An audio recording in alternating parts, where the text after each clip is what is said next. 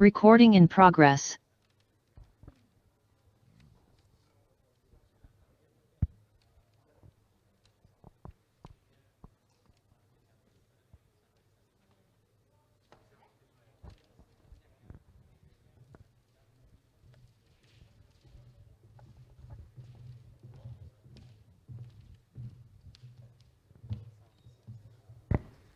Assalamualaikum warahmatullahi wabarakatuh. Selamat sore. Sekali lagi kami ucapkan kepada seluruh peserta yang berada di auditorium maupun yang sudah bergabung bersama kami melalui online. Selamat datang di acara Road to Native Youthpreneur Festival 2022. Boleh tepuk tangan untuk kita semua pada sore hari ini. Ini kayaknya masih pada semangat nggak sih teman-teman? Belum kedengeran. Masih pada semangat nggak? Oke. Pasti ya. Sepertinya peserta yang di atas semangatnya jauh lebih luar biasa ya. Sore-sore bukannya malah tambah lemes tapi malah tambah semangat harus gitu ya. Harus karena kita harus habis ini antusias betul, untuk menyambut materi yang ketiga. Yaitu di sesi ketiga kali ini teman-teman kita akan bahas tema yang gak kalah seru dari sesi pertama dan kedua, yaitu mengenai peran dan potensi ekonomi digital bagi pengusaha muda. Siapa nih yang mau cita-citanya menjadi pengusaha muda? Ini harus dipantengin ya untuk Betul sesi kali ini ya, karena kita punya pembicara yang luar biasa sekali. Ada 4 pembicara kita nantinya. Bang Rafis, ada siapa aja sih? Pembicara pertama kita dari founder and CEO Spora EV yang akan menjelaskan mengenai kontribusi renewable energy dalam pertumbuhan ekonomi digital. Mari saja langsung kita sambut bersama-sama kepada Kak Triharsa Adi Cahya. Kami undang untuk dapat naik ke atas panggung. Selamat sore. Sore Kak, apa kabar? Ya, bisa langsung menempati tempat duduknya. Silakan. Oke. Baik, selanjutnya ya, setelah ada Kak Triharsa, selanjutnya pembicara kita yang kedua merupakan Senior Vice President of Talent Bukalapak, yang mana beliau akan membahas mengenai UMKM sebagai sentral sumbangsih negara dalam membentuk produk domestik bruto. Marilah kita sambut bersama Kak Suryo Sasono. Dipersilakan Kak untuk naik ke panggung. Silakan untuk dapat mengambil mic-nya, Kak. Apa kabar, Kak? Baik. Alhamdulillah baik. Oke, baik. Berikutnya akan dipaparkan mengenai peran penting SDM dalam membentuk usaha yang sukses. Perwakilan dari Kinobi, mari kita sambut bersama-sama Kak Chandra Kusuma. Oke, naiknya dari sebelah sini, Non. Bisa langsung diambil mic-nya dan langsung menempati tempat duduk. Selamat sore, Kak Chandra. Oke, sudah ada Kak Triharsa, Kak Suryo Sasono, juga Kak Chandra. Selanjutnya ini pembicara kita yang keempat merupakan Head of Small and Medium Business Amazon Web Service Indonesia. Dan beliau akan membahas mengenal metode pendekatan kerja yang efektif melalui cloud computing. Marilah kita sambut bersama, ada Kak Antoni Amni. Dipersilahkan Kak Antoni Amni untuk dapat menempati tempat duduknya.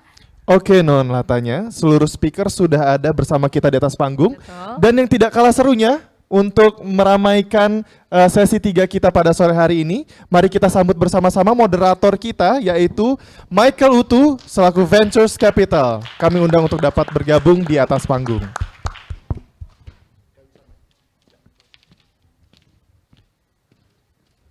Oke, baik, sudah tergabung ya di sini ya, ada speakers, pembicara dan juga moderator kita pada sesi ketiga, sesi terakhir pada kali ini. Pastinya teman-teman sudah tidak sabar ya untuk mendengarkan dan juga nantinya dapat bergabung bersama kita dalam sesi interaktif. Jadi kami mengingatkan kepada seluruh peserta baik yang online maupun yang berada di auditorium pada sore hari ini, nanti di akhir sesi dapat mengajukan pertanyaan untuk mengulik lagi materinya lebih lanjut. Betul sekali, jadi dipersiapkan catatannya, pertanyaannya nanti boleh langsung bertanya ke para speakers kita yang luar biasa. Jadi tanpa berlama-lama lagi ya teman-teman ya, dipersiapkan kepada Kak Michael Utu untuk dapat memandu acara. Copot masker aman lah ya. Ya. Udah vaksin 3 kali, udah PCR, aman kok. Siap. Eh, Selamat sore teman-teman. Boleh kasih semangat dulu nggak nih? Ya, perkenalkan nama saya Michael. Sebetulnya Utu itu nama panggilan ya, tapi nama saya Michael Ramangile. Terima kasih sudah mengundang saya sebagai moderator. Dan pada sore hari ini kami dihadiri oleh 4 sahabat saya ini yang sangat yang kontribusinya terhadap digital ekonomi, terhadap progression of ekonomi sangat membantu di negara Indonesia. Mungkin pertama-tama ada presentasi gak ini yang disiapkan sebetulnya sebelumnya? Ada ya. Mungkin kita mulai dari speaker yang pertama. Boleh diputar presentasinya? Ya, pertama ini adalah Spora EV ya. Kita sambil duduk apa berdiri nih? Duduk aja mas, Duduk santai aja mas. Oke. Ya perkenalkan nama saya Triharsa Adi Cahya, tapi bisa dipanggil Adi aja, Adi Cahya. Triharsa agak susah bacanya. Saya dari Spora EV, ya startup kendaraan listrik baru di Indonesia. Cuma nanti agak sedikit berbeda lah sama yang umumnya ada. Itu. Terus lanjut aja sedikit. Di scroll. Nah, hari ini kan banyak yang mahasiswa gitu kan, salah satu audiensnya. Ini mungkin saya bisa cerita sedikit lah background saya. Jadi di teman-teman di sini kan memang punya tujuan jadi entrepreneur ya. Bagi saya sendiri journey-nya agak panjang nih teman-teman, nggak langsung gitu. Saya basically engineer ya, terutama di mechanical engineer. Jadi kalau lihat di sini jalannya lama banget itu, sampai dari pertama kali kerja di perusahaan engineering, terus pernah jadi dosen, terus pernah jadi desainer produk di Astra, lumayan lama tuh 14 tahun gitu ya. Sampai akhirnya langkah pertama saya mencoba menjadi entrepreneur gitu ya, khususnya di startup teknologi itu di 2018. Waktu itu saya bikin Baran Energi. Mungkin ada yang pernah dengar ya Baran ya. Di Baran waktu itu kita develop energi storage system ya, ISS, battery itu berbasiskan teknologi lithium ion. Ini lumayan lah waktu itu. Nah, tapi di 2020 saya karena backgroundnya lama di otomotif, jadi kepinginnya bikin mobil teman-teman, bikin kendaraan gitu. Jadi kalau cuma bikin baterainya doang kayaknya kurang seru gitu. Nah makanya coba develop Spora EV nih di 2020. Nah kedepannya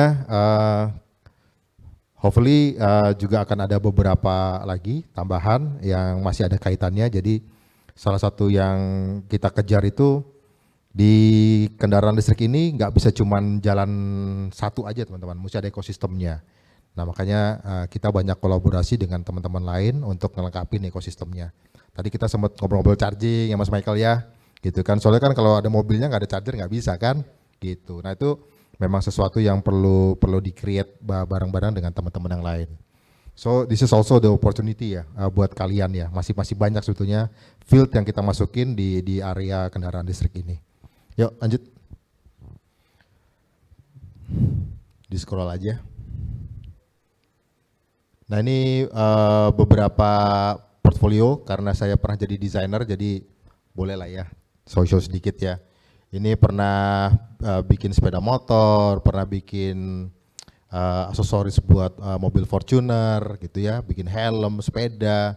Ini yang di atas tuh waktu di Baran ya, bikin battery pack, energi storage system yang scalable dari kapasitas yang 8 mega bisa 8 kWh itu bisa di scale up sampai 1 mega, sampai yang ukuran kontainer 20 feet gitu. Terus apalagi ya, tadi kita sempat ngobrol-ngobrol juga sedikit ya soal kripto. Saya juga senang banget sama blockchain.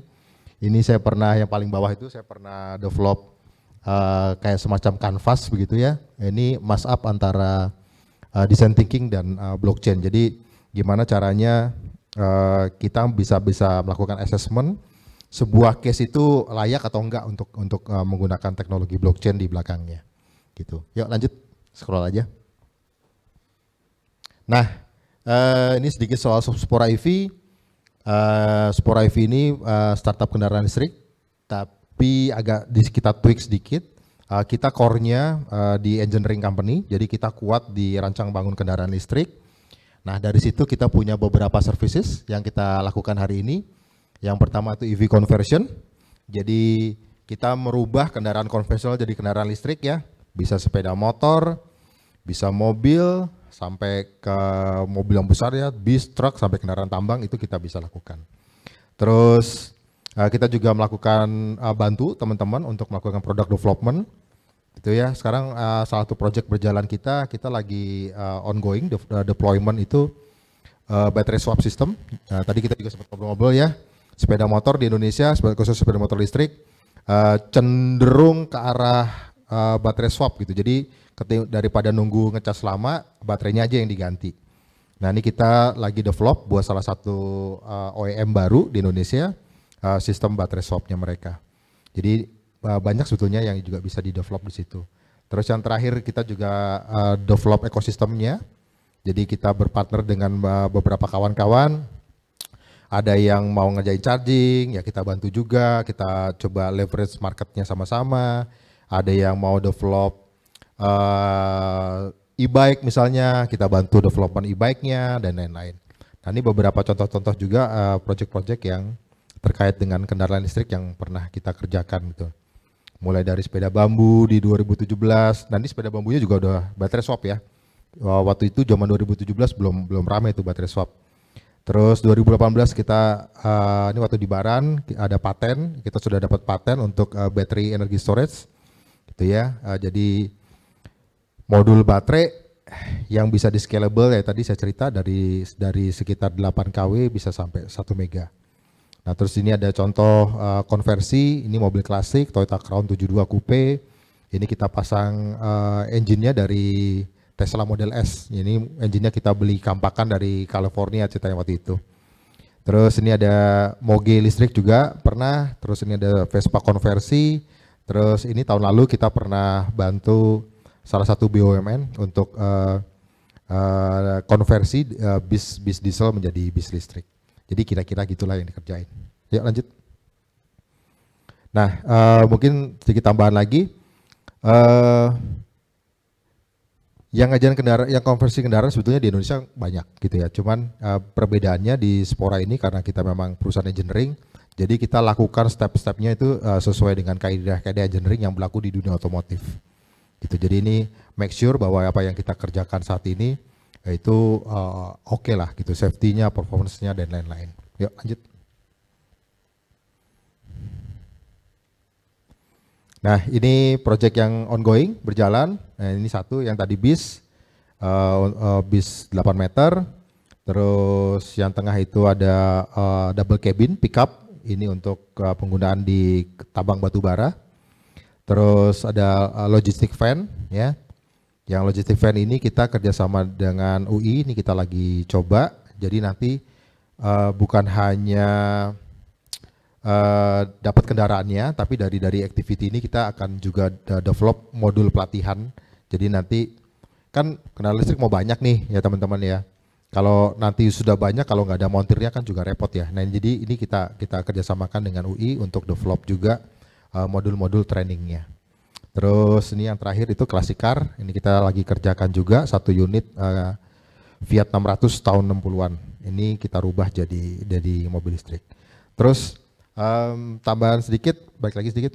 Kenapa konversi mobil? Nah, yang satu kita sama-sama tahu bahwa kendaraan listrik ini kan harganya mahal ya. Nah, dengan konversi ini kita bisa dapatkan kendaraan listrik dengan harga lebih murah. Jadi terus juga kendaraan listrik kan operating cost-nya lebih murah ya ketimbang gasoline atau diesel gitu ya. Walaupun diesel kita emang terlalu murah sih sebenarnya. Terus spesifikasi kita bisa custom. Terus yang terakhir juga kita bisa reduce waste gitu. Kayak sepeda motor aja. Sepeda motor itu saat ini ada sekitar 130 juta unit di seluruh Indonesia. Nah, itu mau diapain kalau kita pindah ke kendaraan listrik? Gitu. unitnya sudah terlalu banyak. Ini juga mungkin ada hubungannya sama renewable, sama sustainability. Jadi ketimbang kita buang semua itu, ya bisa kita convert gitu. Jadi tidak harus kita produksi yang baru. Oke, lanjut.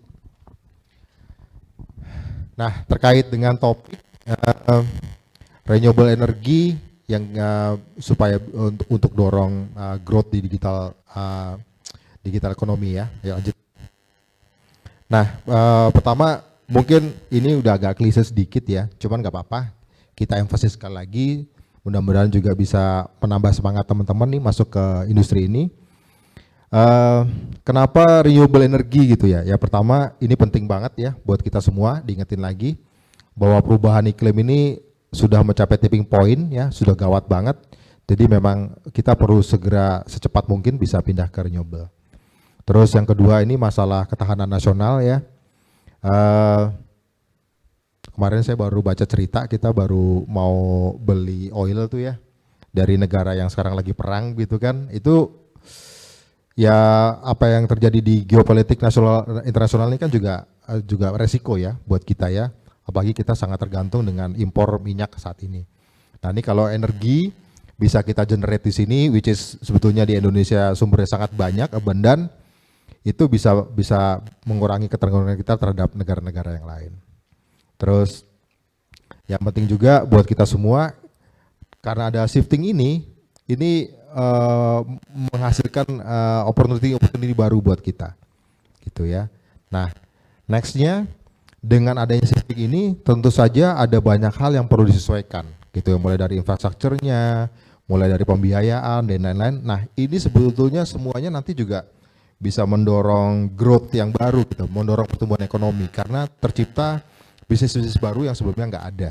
Ini yang menurut saya juga salah satu faktor yang penting pada saat kita shifting ke renewable energy, tapi masih jarang dibicarakan oleh halayak publik. Makanya tema hari ini sebetulnya bagus lah buat kita bisa sadari hal ini. Yuk, lanjut. Oke, terus kalau kita bicara renewable, menurut saya ada beberapa hal yang termasuk di dalamnya, gitu ya. Pertama ada power generation, nah ini pembangkitnya sendiri, gitu. Bagaimana caranya kita bisa create energi tanpa karbon, gitu ya. Di sini juga berarti kan ada harus carbon netral, gitu ya. Terus kita juga mungkin juga harus ngerubah dari bentuk power plant yang sekarang satu monolitik, pembangkit listrik tambang batu bara satu besar. Kalau dengan renewable kita bisa bikin ini terdistribusi, gitu ya. Terus juga bisa sektor lain ada energi storage. Ini ada yang buat home, ada yang buat industrial seperti yang saya develop di Baran tadi, gitu ya. Jadi banyak yang terkait sama energi storage ini juga banyak, bisa juga untuk di grid, gitu ya. Kita juga sering dengar bahwa ada keluhan di pengelola grid nasional grid kita, bahwa banyak sumber-sumber energi yang berasal dari renewable itu sifatnya naik turun gitu ya, gitu. Kayak solar PV gitu kan, matahari tidak selalu bersinar, itu dianggapnya mengganggu kestabilan jaringan nasional. Nah ini semua sebetulnya bisa dihandle dengan pemasangan energi storage system yang grid level yang besar-besar gitu, seperti di Tesla sana di Amerika. Terus juga ada sektor transportasi ya, kendaraan listrik terutama. Terus ada bagian-bagian lain yang sifatnya mendukung di renewable, ada sistem kontrol, optimisasi, bagaimana kita bisa mengoptimasi penggunaan listrik supaya lebih sedikit misalnya, gitu ya. Terus juga ada financing dan ada recyclingnya juga, gitu. Karena tentu saja walaupun namanya renewable, sustainable, tetap ada waste-nya, gitu. PV umurnya 25 tahun, setelah 25 tahun buat apa, gitu ya. Terus battery juga begitu. Umurnya mungkin 8 sampai 15 tahun, setelah itu mau gimana, gitu ya. Itu sebetulnya one way is a problem, tapi the other way is another opportunity buat kita semua, gitu. Nah, saya lihat semuanya ini sangat terkait sebetulnya dengan digital ekonomi.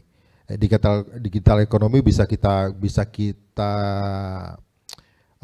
lihat sebagai salah satu enabler yang bisa mempercepat shifting dari fossil fuel gitu atau yang energi yang kotor menjadi ke energi yang bersih. Yuk next.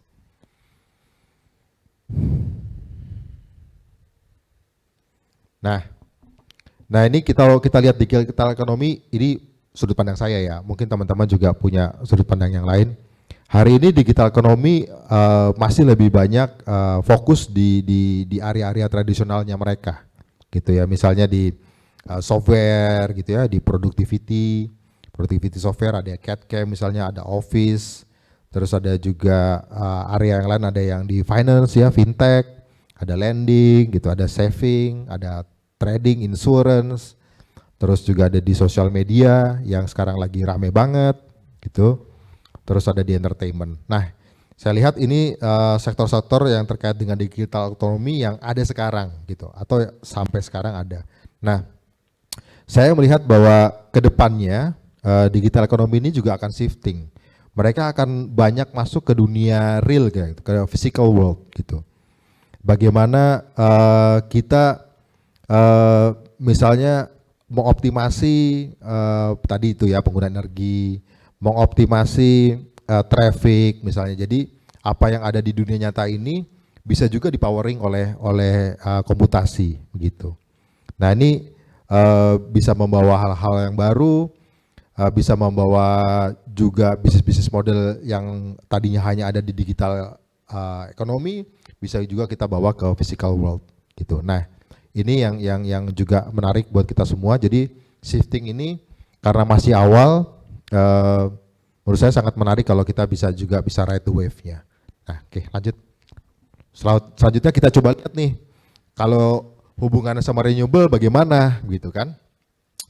Nah, di renewable energy itu tantangannya kan juga banyak, gitu ya. Dan saya lihat apa yang saat ini ada di digital ekonomi ini bisa membantu juga akselerasi di sini. Misalnya dari segi fintech gitu ya. Bagaimana misalnya kita bisa create fund gitu ya, atau misalnya menyediakan pembiayaan khusus untuk green sector gitu. Nah ini masih banyak yang kita bisa tweaking gitu. Dan kita bisa gabung lagi dengan yang lain. Bisa kita gabung dengan blockchain, dengan crypto. Bisa nggak itu lendingnya jadi berbeda bentuknya, yang tadinya tidak bisa di cover oleh metode fintech yang ada sekarang, maybe dengan digabung dengan blockchain ini memungkinkan orang misalnya pasang PV di rumah lebih murah gitu kan ya, gitu.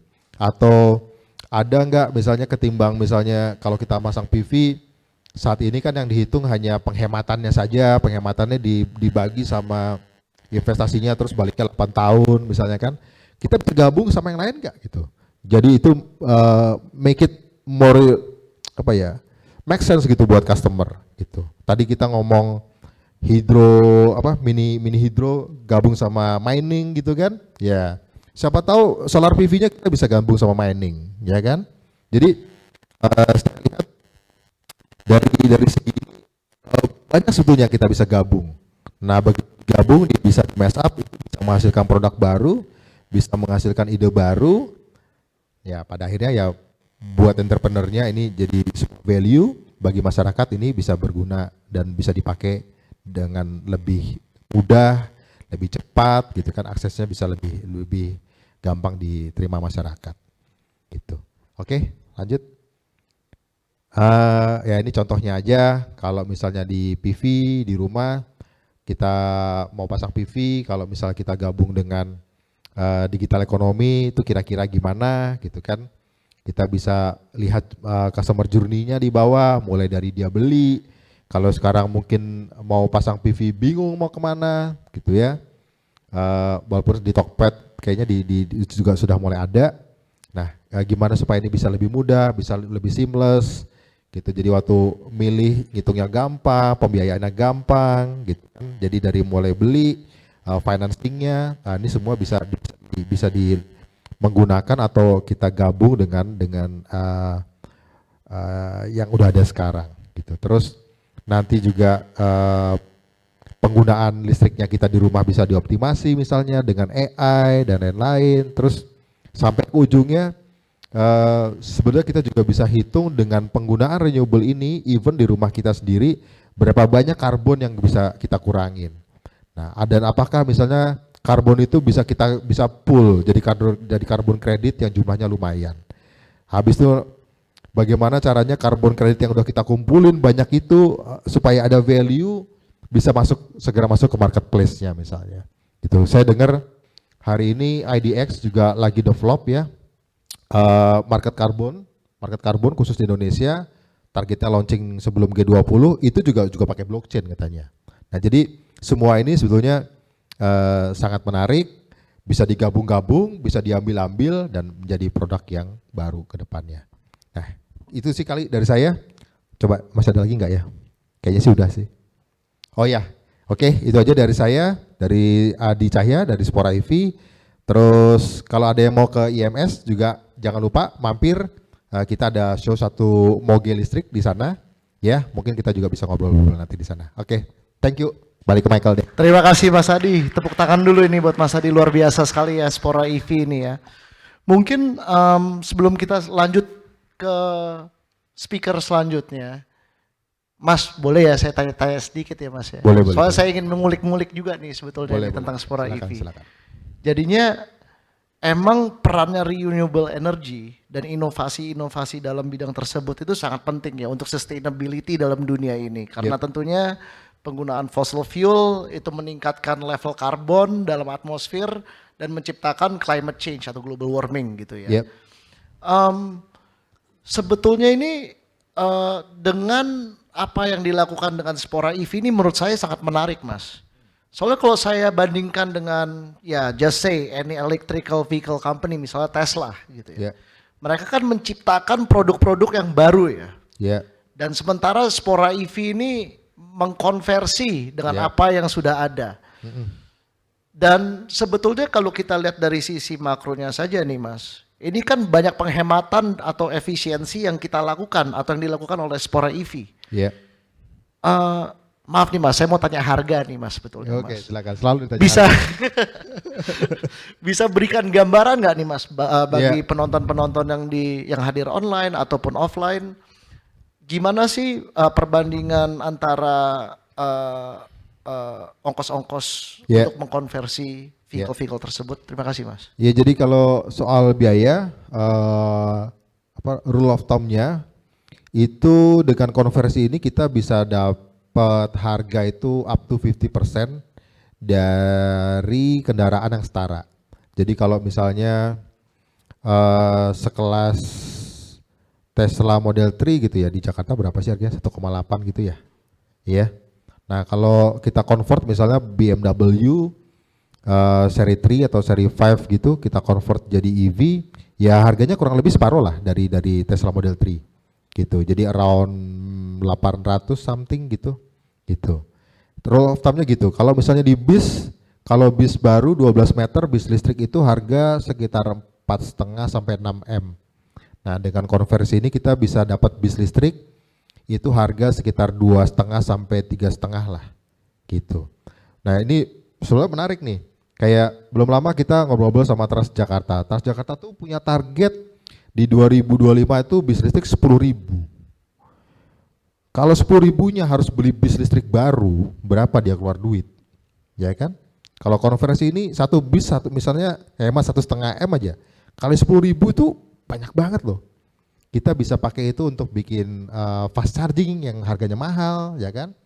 Nah, itu menurut saya menarik lah, dan kira-kira segitu sih Mas rule of thumb-nya gitu. Siap. Mungkin sebelum nanti mungkin kan teman-teman mahasiswa-mahasiswi ini akan sungkan untuk menanyakan ke Mas Adi. Iya, silakan. Kira-kira mereka bisa turut berpartisipasi di segi mananya nih Mas dalam perkembangan atau development dari Spora EV ini Mas? Kontribusi banyak sebetulnya ya, mulai dari bikin part gitu ya, bikin bengkel. Nah, di Spora EV ini kan kita juga salah satu cita-cita kita ini dan goal kita ini kita mau bengkel konversi ini banyak gitu. Jadi kita bisa jadi kayak semacam parent-nya gitu ya. Nanti licensing, teknologi, SOP kita bisa provide, tapi teman-teman semua bisa buka bengkelnya gitu. Nah ini juga supaya bisa cepat, bisa banyak, bisa harganya makin turun kan, economy of scale-nya penting kan gitu kira-kira. Jadi itu teman-teman juga bisa. Dan makanya kalau kita sekarang di Spora tuh bengkel kita partnership gitu. Itu ada beberapa bengkel yang sedang piloting dengan kita. Nanti teman-teman bisa ikut juga nanti. Jadinya kalau ada teman-teman yang tertarik ini mau bisnis di renewable energy, mau coba-coba dulu, boleh langsung main ke IMS ya Mas ya? Di IMS ada, iya. ya atau enggak gampang lah mau main ke bengkel juga boleh lihat-lihat. Berarti ntar nomornya saya share ya Mas ya ke teman-teman ya, boleh ya? Iya, Siap. boleh, silakan. Oke, terima kasih banyak Mas Adi Cahya dari Spora EV. Kita berikan a round of applause dulu. Nanti kan Q&A di belakang Mas, jadi kita lanjut ke speaker berikutnya dulu ya. Nah, speaker selanjutnya ini yang Mas yang ganteng ini loh Mas, Mas Suryo. Mas kan Senior Vice President of Talent Bukalapak ya. Mungkin sebelum kita masuk ke presentasi boleh dijelaskan dulu nggak sih Mas? Betulnya maksudnya apa Senior Vice President Talent Bukalapak gitu Mas? Apakah Mas mencari talent atau gimana? Silakan Mas. Bener banget, jadi biasanya kalau di tiap perusahaan teknologi, itu kita kalau nyebut human resource itu dengan sebutan-sebutan nyeleneh. Jadi ada yang bilang people, ada yang bilang culture, ada yang bilang organization development. Nah, for us di Bukalapak kita nyebut human capital itu talent, karena kita believe ya orang-orang yang dalam Bukalapak ya orang-orang bertalenta. Siap. Terima kasih Mas Suryo. Mungkin selanjutnya boleh ditampilkan presentasinya Mas Suryo. Kalau nggak salah ada video dulu ya. We in Bukalapak believe business is not just about profits, but bringing a positive impact to as many people as we can. I'm Yani Wahid, Bukalapak's ESG ambassador. Bukalapak's mission is to create a fair economy for all. This mission drives our contributions to the Sustainable Development Goals set by the United Nations to help create a more sustainable future. There are 3 goals at the core of our business. The first one is eliminating poverty by increasing incomes. We are the largest small business enabler in Indonesia with 42% of market share. Transforming over 10 million traditional mom and pop stores into modern retailers, which increases incomes and helps conquer poverty. For example, Bukalapak helped Mbak Saimi transform her store into a modern retailer. After losing her small store to a fire, wiping out 9 years of hard work, Mbak Saimi joined Mitra Bukalapak and was able not only to rebuild, but also increase her revenue. Our second goal is reducing inequality by improving market access. There are still gaps in infrastructure and services outside major cities in Indonesia, and we are committed to helping to reduce this imbalance. Mitra Bukalapak turns traditional stores into digital services hubs for their communities, offering anything from investment products to phone credit and bill top-ups to training courses. The network serves over 30 million, especially in non-Tier 1 cities. Like Sinta Amang of South Sulawesi, the pandemic dried up her wedding gown rental business. She then decided to enroll in Kartu Prakerja and purchased 6 training courses from Bukalapak, which helped her increase visitors on her social media as well as visitors at her store. Our third goal is promoting gender equality through equal access to opportunity. Mitra Bukalapak has empowered more than 2 million women to run their own businesses and also has given them access to business financing options. In 2021 alone, we provided business training sessions, workshops, and seminars for 15,000 women. Bukalapak has also started a campaign to donate 10,000 laptops to women and students in Indonesia. Internally, 38% of Bukalapak's executives are women, the highest of any Indonesian unicorn. In 2020, Bukalapak won the UN Women Asia Award for being a gender-responsive marketplace. Tante Yuni of Sidoarjo is one of the thousands of women who benefited from Bukalapak in the form of training in financial planning. It gave her the skills to manage her finances well, to increase her output, and make her dreams a reality. Our ESG strategy is a blueprint to make millions of dreams come true. Like Tante Yunis, because we know that the future is ours to build. So, let's build the brightest one together. Let's bring impacts to as many people as we can.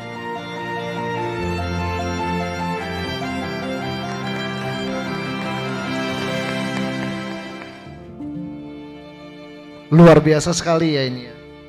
Kenceng banget. Jadinya Bukalapak ini emang driving its business through social impact juga ya Mas ya. Betul banget, Siap. betul banget. Siap. So next ada presentasinya atau? Ada. Ada ya. Kita tunggu dulu. By the way, selamat sore teman-teman. Senang banget ketemu dengan mahasiswa-mahasiswa setelah lebih dari 1 dekade kayak kita semua ya keluar dari kampus. Banyak banget ini teman-teman yang ada di sini. Ini mungkin kalau buat teman-teman yang ada di rumah ini ada sekitar puluhan ribu ya yang kursi yang sudah terisi. Ini kalau dilihat ini sebenarnya kursi sampai ke belakang jauh. Jadi ya buat teman-teman yang di sini dan buat teman-teman yang ada di sini juga thank you atas kehadirannya. Jadi mungkin just to give a flavor kali ya in the next 10 to 15 minutes mungkin aku bakal share mengenai Bukalapak itu apa dan harapannya dan bagaimana Bukalapak ini benar-benar mentargetkan UMKM di seluruh Indonesia. Harapannya dari sini 2. Pertama adalah either teman-teman bisa ikut membantu UMKM ini melalui teknologi-teknologi yang ada saat ini, melalui startup dan sebagainya. Atau yang kedua, teman-teman juga bisa menjadi pelaku UMKM itu sendiri. Merintis bisnis dengan bantuan dari berbagai startup teknologi enabler seperti Bukalapak dan mengembangkan bisnis ala teman-teman sendiri. Nah ini mungkin just to give a flavor kali in terms of where Indonesia is right now. Karena, dan let me start with this, bahwa Indonesia saat ini is not anymore a third world country. Dan ini something yang mungkin banyak teman-teman yang sudah terbiasa dengan anggapan bahwa Indonesia itu negara berkembang yang setara dengan negara-negara agak di belakang. Kalau kita lihat di peringkat tuh kita jarang ada di paling atas untuk hal-hal baik, jarang. Tapi sebenarnya kalau kita lihat by data, as of now we are actually far more beyond than where we were 10 years ago. Far more beyond than where we were ketika saya atau teman-teman di sini lulus kuliah. Jadi kalau dilihat sekarang we are the 4th largest population in the world. Kalau teman-teman aware juga di banner-banner di luar sana udah banyak G20. Itu kan berarti we are the 20 largest economy in the world. What's also interesting although that walaupun kita gede, tapi kita growing-nya cepet banget. Which is rare. Jadi we are not a third world country, tapi kita bukan developed, kita developing. Developing means there is a continuous way untuk terus berkembang. Jadi kalau dilihat dari GDP per capita kita steady, 5-6%. Jadi on average orang-orang Indonesia itu semakin lama semakin makmur dari tahun ke tahun. Nah, this new wave of new middle class people, itu pasti jadi orang-orang jadi punya disposable income. Orang-orang yang tadinya mungkin duitnya cukup buat beli barang-barang kebutuhan pokok aja, sandang pangan papan, sekarang jadi punya additional money untuk beli hal-hal di luar itu. Salah satunya apa? Smartphone. Sekarang hampir, ini di ruangan ini udah pasti 100% orang semua pasti punya smartphone. Dan right now tahun 2020, 63% population of Indonesia itu punya smartphone. Dan kalau di project ya, tahun 2025, 84% dari Indonesian population have smartphone. Menariknya adalah bahwa smartphone itu lumayan baru. Tahun 2015 itu kita kebanyakan masih pada pakai BlackBerry atau Nokia. Belum ada tuh HP-HP Android. Jadi walaupun baru, tapi tiba-tiba the majority of the population already use smartphone. Kenapa? Karena ya udah banyak rising middle class yang udah bisa beli smartphone. So there is a huge opportunity from Indonesia to ride through this digital economy. Kenapa? Karena digital economy itu udah happen almost naturally. Orang-orang pada pakai smartphone. Next.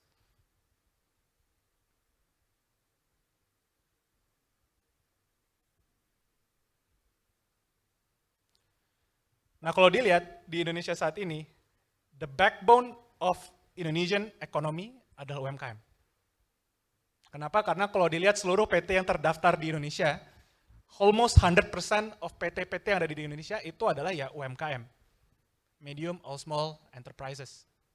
What's also interesting adalah sebagian besar dari employment workforce kita itu adalah bekerja di sektor-sektor ini.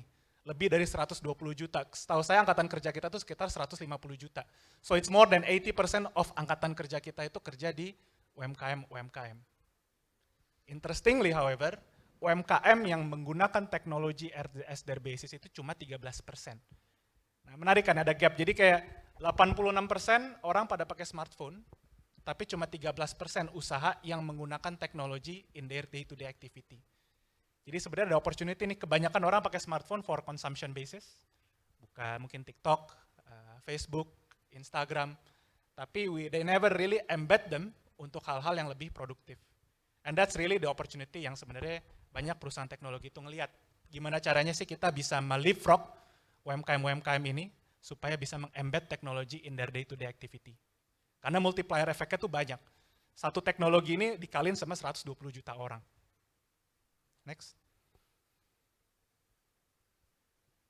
Dan UMKM ini kalau dilihat, we go throughout Indonesia, story-nya tuh lumayan similar di mana-mana.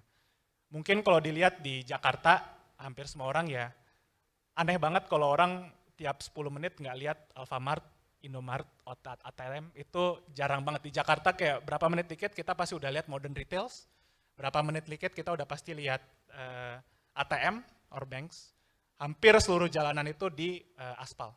Tapi kalau teman-teman keluar Jakarta dikit, ke Garut coret, Tasik coret, even nggak usah jauh-jauh, Depok coret, Depok yang katanya di luar, Bekasi yang katanya di luar planet dikit ya, dari Indonesia, atau dari bumi, itu nuansanya udah lumayan berbeda. Dimana bank itu jarang, nggak semua tempat jaringannya itu 4G, nggak semua jalanan itu beraspal. Nah, UMKM yang di daerah-daerah tersebut itu punya opportunity yang beda banget sama UMKM yang ada di kota-kota besar. Kenapa kota-kota besar itu udah go to the bank account, mereka udah gampang untuk cari pinjaman. Kenapa? They already have a credit history. Mereka udah punya segala macam datanya itu terrekod. Tapi kalau teman-teman yang di daerah-daerah pinggiran, mereka pertama kali buka warung, mau cari modal ke bank, nggak ada bank account credit, nggak ada credit recordnya. Dan it's almost as if like once they live outside of non-tier 1 cities, it's almost as if they are doomed to be at that level of economy. Jadi memang the problem is really about how we can create this fair opportunity and fair economy for all through digitalization. Next. Nah, menariknya adalah bahwa kalau kita lihat dari research paper di luar sana ya, bahwa almost every research paper believe bahwa e-commerce or digital economy is really the key to uplift this social or disconnectedness between MSME yang di non-tier 1 versus those yang memang di tier 1 cities. Jadi in terms of the proportion of selling of e-commerce as of retail market, tahun 2017, mungkin 2017 itu zaman-zamannya orang masih buka, sebelum OLX tuh ada namanya Toko Bagus. Atau zaman dulu tuh ada Kaskus. Itu kan masih agak-agak jarang-jarang, jadi secara persentase dari total penjualan retail itu sekitar 5%. Tapi fast forward to 2020, 21%, and we project more than 1/3 of the whole transaction retail itu happen ya via e-commerce. Dan e-commerce ini bisa diakses sama siapapun, semua orang bisa jualan di situ. Jadi sebenarnya there is a lot of opportunities untuk e-commerce ini bisa bersaing sama toko-toko yang jauh lebih gede di luar sana. In terms of market itself, tahun 2020 ke 2025, projected growth-nya bisa 2,5 kali lipat, dari $30 billion ke $75 billion. Dan yang paling kanan ini lumayan menarik nih, in terms of growth, karena GMV itu adalah basically the way kita measure transaksi lah ya, secara value di aplikasi, di mana tahun 2020, tier 1 itu mungkin dari sisi contribution lebih gede daripada tier 2. Tier 2 itu biasanya kota-kota kecil. Tapi kalau misalnya tahun 2025, justru tier 2 cities are the key to growth. Dan itu make sense kan, kenapa? Karena sekarang semua orang hampir rata-rata di Jakarta pasti pernah beli barang-barang e-commerce. Tapi kalau teman-teman ke daerah-daerah, itu mungkin sebagian besar masih beli di pasar tradisional. So the growth opportunity actually di daerah-daerah. Soon enough, orang-orang di Jakarta bakal emigrate ke daerah-daerah, and they will bring the technology, their behavior, ke daerah-daerah di luar non-tier 1 cities. So it's really the key on these non-tier 1 cities in terms of growth. Next. Nah, disitulah mungkin why Bukalapak exist lah in the first place, di mana memang kita agak-agak beda sama e-commerce lain, dan kalau misalkan saya ketemu sama teman-teman pada nanya, Bukalapak kok nggak sewa BTS, kok nggak sewa Blackpink gitu. Karena kalau kita jalan-jalan ke daerah-daerah di Garut, buat mereka semua orang Korea sama aja. Justru yang mereka bisa bedain adalah bedanya Pevita Pierce sama Sofia Lachuba. They know. And that's why tahun 2021 kemarin ya, kampanye 11-11 kita itu kita pakai Pevita Pierce. Kenapa? Karena ya brand recognition-nya tuh ada. Kalau kita tampilin BTS, Blackpink, buat orang di Jakarta itu relate, tapi buat orang di daerah, it's just another people with oriental face. Tapi kalau kita ngelihat ya, Sofia Lachuba, Ariel Peter Pan, Padi, itu hal-hal yang memang menurut mereka kayak, wah ini, it's something that they are deeply related into. And that's really what the target market of Bukalapak is. Which is ya buat MSME, melalui mitra Bukalapak, dan juga ya marketplace untuk non-tier 1 cities. Next. Nah ini mungkin contoh journey-nya lah ya, simplifikasinya. Jadi yang kiri itu tradisional warung-warung, di mana tradisional warung-warung itu mungkin mereka bisa jualan ya tergantung segede apa warungnya. Kenapa? Karena yang ngestok barang taruhnya di warung atau di rumah sendiri.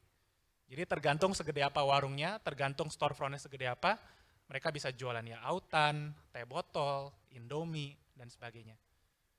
Nah, what we did adalah dengan kita pitch ke mereka, kita bilang, olah Pak, Bu, Bapak dan Ibu, download aplikasi Mitra Bukalapak, dan Bapak dan Ibu bisa menjual semua yang dijual oleh Alfamart dan Indomaret dengan modal 0 rupiah. Jadi sekarang Bapak dan Ibu jadi bisa jualan pulsa, Bapak dan Ibu bisa jadi agen buat teman-teman kampung sekitar buat jualan untuk beli listrik, token listrik. Bapak dan Ibu bisa tempat buat jadi jualan tiket bus, dan lain-lain. Dan ini really the key differentiator of Bukalapak with probably other e-commerce players out there. Karena we provide this grassroots opportunities benar-benar ke daerah-daerah, kampung-kampung di luar sana. On top of that, nah ini juga kita lihat trennya bahwa kalau di warung-warung itu, beli itu ke tengkulak-tengkulak, tapi tengkulaknya itu udah tengkulak ke-6, ke-7, ke-8. Jadi harganya itu di markup berkali-kali. Teh botol mungkin mereka udah beli harganya 1.800, sehingga mereka bisa jual cuma 2.000 atau 2.500, marginnya cuma 700 perak. Tapi what we did adalah karena kita punya size 10 million mitra, kita bisa connect langsung sama orang-orang di teh botol, di sosro-nya langsung, bilang bahwa bisa nggak distribusi langsung di daerah Garut nih, kita punya sekitar 500.000 merchant di situ. Dan mereka bisa dapat akses ke beli teh botol dengan harga 1.300, 1.400 rupiah. Selisih 500 rupiah ini bisa jadi main differentiator yang bisa nentuin apakah anaknya itu bisa lanjut sekolah atau enggak. And that's really the Bukalapak is trying to do. We're not only trying to provide this additional income, tapi juga investing on the future generation of warung-warung owner yang menjadi mitra Bukalapak. Next. Nah ini mungkin another product yang kita punya ya, contohnya kayak Bayar Tempo lah. Bayar Tempo ini in a way kayak kita provide financing, microfinancing. Orang-orang pengen beli langsung dari sosro, tapi kemudian belum ada modalnya. Karena kita punya transaksi mereka, kita tahu bahwa ini orang kira-kira per bulan turnovernya sekitar 10 juta, 12 juta, kita kasih pinjaman. Pinjamannya apa ya, mungkin 1 juta, 2 juta, without collateral for now. Jadi it's a risk that we wanted to take, tapi kita tahu bahwa ketika orang ini memang udah punya turnover yang segitu banyak dari sisi penjualannya, why don't we give them financing services supaya mereka bisa ngemodalin. Jadi working capital loan buat orang-orang. Next. Dan ini tadi ada di video, Ibu Saimi. Ini lumayan menarik karena Ibu Saimi ini sering kita undang ke kantor, ketemu sama karyawan-karyawan kita. Ceritanya tahun 2018, jadi Ibu Saimi ini tadinya udah punya warung. Warungnya itu jadi kalau dilihat ada kulkas, isinya ya teh botol dan all the beverages, tapi sebelah tuh kayak ada karton-karton. Jadi ketika kulkasnya itu korslet, karton-kartonnya itu kan jadi sebelahnya jadi kena kebakar, ujung-ujungnya ada menjalar ke yang lain, habisnya ya ujung-ujungnya ya akhirnya warungnya itu ya habis lah waktu itu. Pas banget nggak lama setelah warungnya itu kebakaran, ketemu sama agen-agen Mitra Bukalapak kita. Ditawarin buat download aplikasi Mitra Bukalapak. Dan dari download aplikasi Mitra Bukalapak itu awalnya dia cuma jualan pulsa. Jadi dia datang ke teman-temannya nawarin pulsa buat teman-temannya.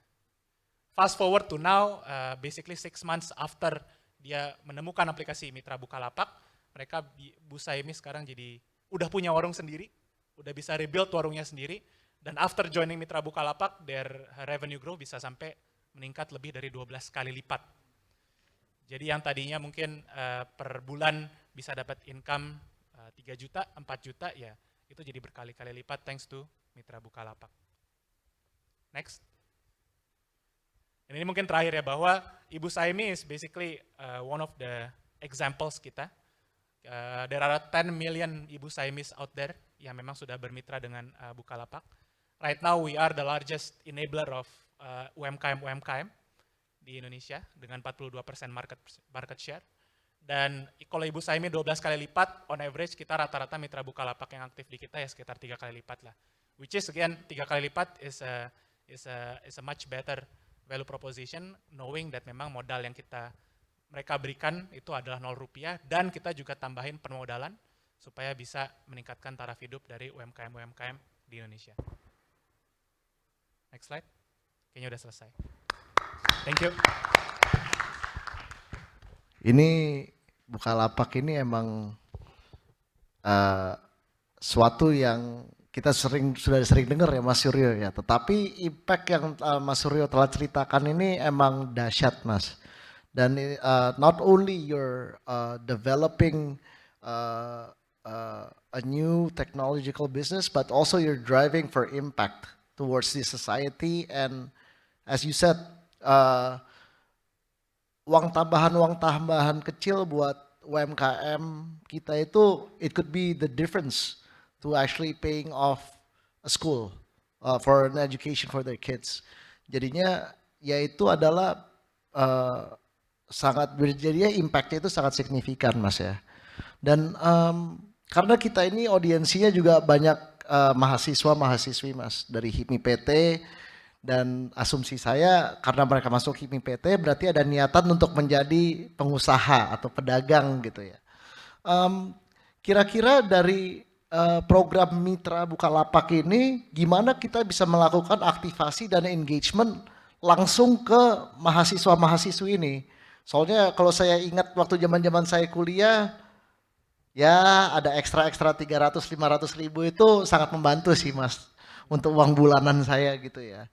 Jadinya sebetulnya pernah dilakukan nggak sih engagement langsung, misalnya Bukalapak goes to campus gitu misalnya. Ya. Karena kita di HIPMI PT ini juga mempunyai teman-teman yang giat untuk mencari profit, giat untuk belajar, dan giat untuk menjadi more independently sustainable gitu ya Mas ya. Mungkin bisa dijelaskan sedikit gitu Mas. Thank you pertanyaannya Mas. Ini semua di sini berarti itu ya, salam cuan semua ya.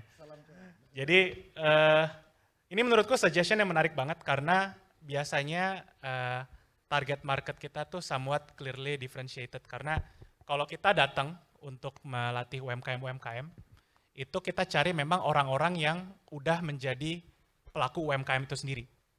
Jadi udah punya usaha, kita punya pelatihan-pelatihan, kita jadiin mereka mitra-mitra Bukalapak supaya kemudian mengembangkan usahanya. Nah on the other hand, kita juga datang ke kampus-kampus, tapi purpose kita datang ke kampus itu untuk lebih mencari pegawai-pegawai dari Bukalapak itu sendiri. Kita ya punya program-program internship, punya program-program future leader, untuk merekrut talenta-talenta terbaik Indonesia untuk technology company in the future lah. Nah ini kan berarti menurutku ada segmen, yang tadi Mas bilang ya, ada segmen di mana sama-sama mahasiswa, belum punya usaha, tapi terinspire untuk menjadi pengusaha gitu kan. Dan ini menurutku jadi target segmen yang saat ini belum pernah kita tap, but we would be very interested to explore that sih in the future. Siap, terima kasih Bro Suryo. Mungkin nanti sama ketua umumnya nih, si Bro Gerald nih, bisa langsung tukeran, langsung bikin program yang real aja gitu ya, biar teman-teman dapat cuan ekstra nih. Lumayan buat pacaran kan atau buat hal-hal yang lain gitu. Oke, sebelum kita ke selanjutnya, there's actually one more thing, bro, yang gua mau tanyakan ini ya. Kira-kira kalau di Bukalapak itu sendiri, apakah jadinya engagement yang bisa dilakukan terhadap mahasiswa-mahasiswi ini, apakah juga bisa dibantu sistem yang seperti mirip dengan mitra Bukalapak atau tidak? Soalnya di mahasiswa-mahasiswi HIPMI PT ini ya namanya mahasiswa juga pasti secara permodalan juga terbatas gitu ya bro ya. Dan apakah ada program khusus yang bisa diberikan dari Bukalapak ke mahasiswa-mahasiswi? Bisa banget, karena ini mungkin sebagian besar kalau dilihat videonya atau gambar-gambarnya bentuknya itu warung kan ya. Dan mungkin teman-teman mikir, apakah saya mesti punya warung untuk jadi mitra Bukalapak? One thing yang sebenarnya kita mungkin jarang show juga adalah bahwa sebagian besar dari mitra-mitra Bukalapak ini adalah orang yang nggak punya warung fisik. Jadi mereka adalah agen-agen yang sebenarnya mereka bisa jualan apapun melalui aplikasi mitra Bukalapak tanpa harus punya warung fisik. Cuman kalau nggak ada warung kan jadi aneh ya, cuma orang doang gitu di belakang. Jadi makanya kita shootnya isinya ya warung-warung gitu. Tapi banyak juga orang-orang yang menggunakan mitra Bukalapak untuk berjualan, contohnya paling gampangnya pulsa. Misalkan, dan pulsa di mitra Bukalapak itu lumayan bersaing lah, dan sometimes kita ada subsidi juga, sehingga kebanyakan orang emang menggunakan aplikasi mitra Bukalapak daripada misalkan beli di retailer-retailer di luar sana misalkan ya. Atau kalau teman-teman mau jualan tiket bus, kita juga biasanya promote dan memang subsidize juga supaya si mitra-mitra Bukalapak ini bisa punya kesempatan untuk bersaing sama misalkan travel agent di luar sana gitu. Jadi apakah memungkinkan mahasiswa nggak ada modal ngomong doang dan kemampuan sales yang jago, apakah bisa? Bisa banget. Dan apakah programnya udah ada? Belum.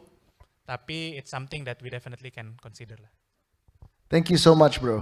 Ya sekali lagi kita berikan tepuk tangan untuk Bro Suryo dari Bukalapak. On to the next one ini, Bro Chandra Kusuma dari Kinobi. Is there some kind of presentation atau ada video yang mau diputar dulu? Ya, saya ada satu presentasi, mohon izin untuk ditampilkan. Terima Siap, kasih. silakan bro.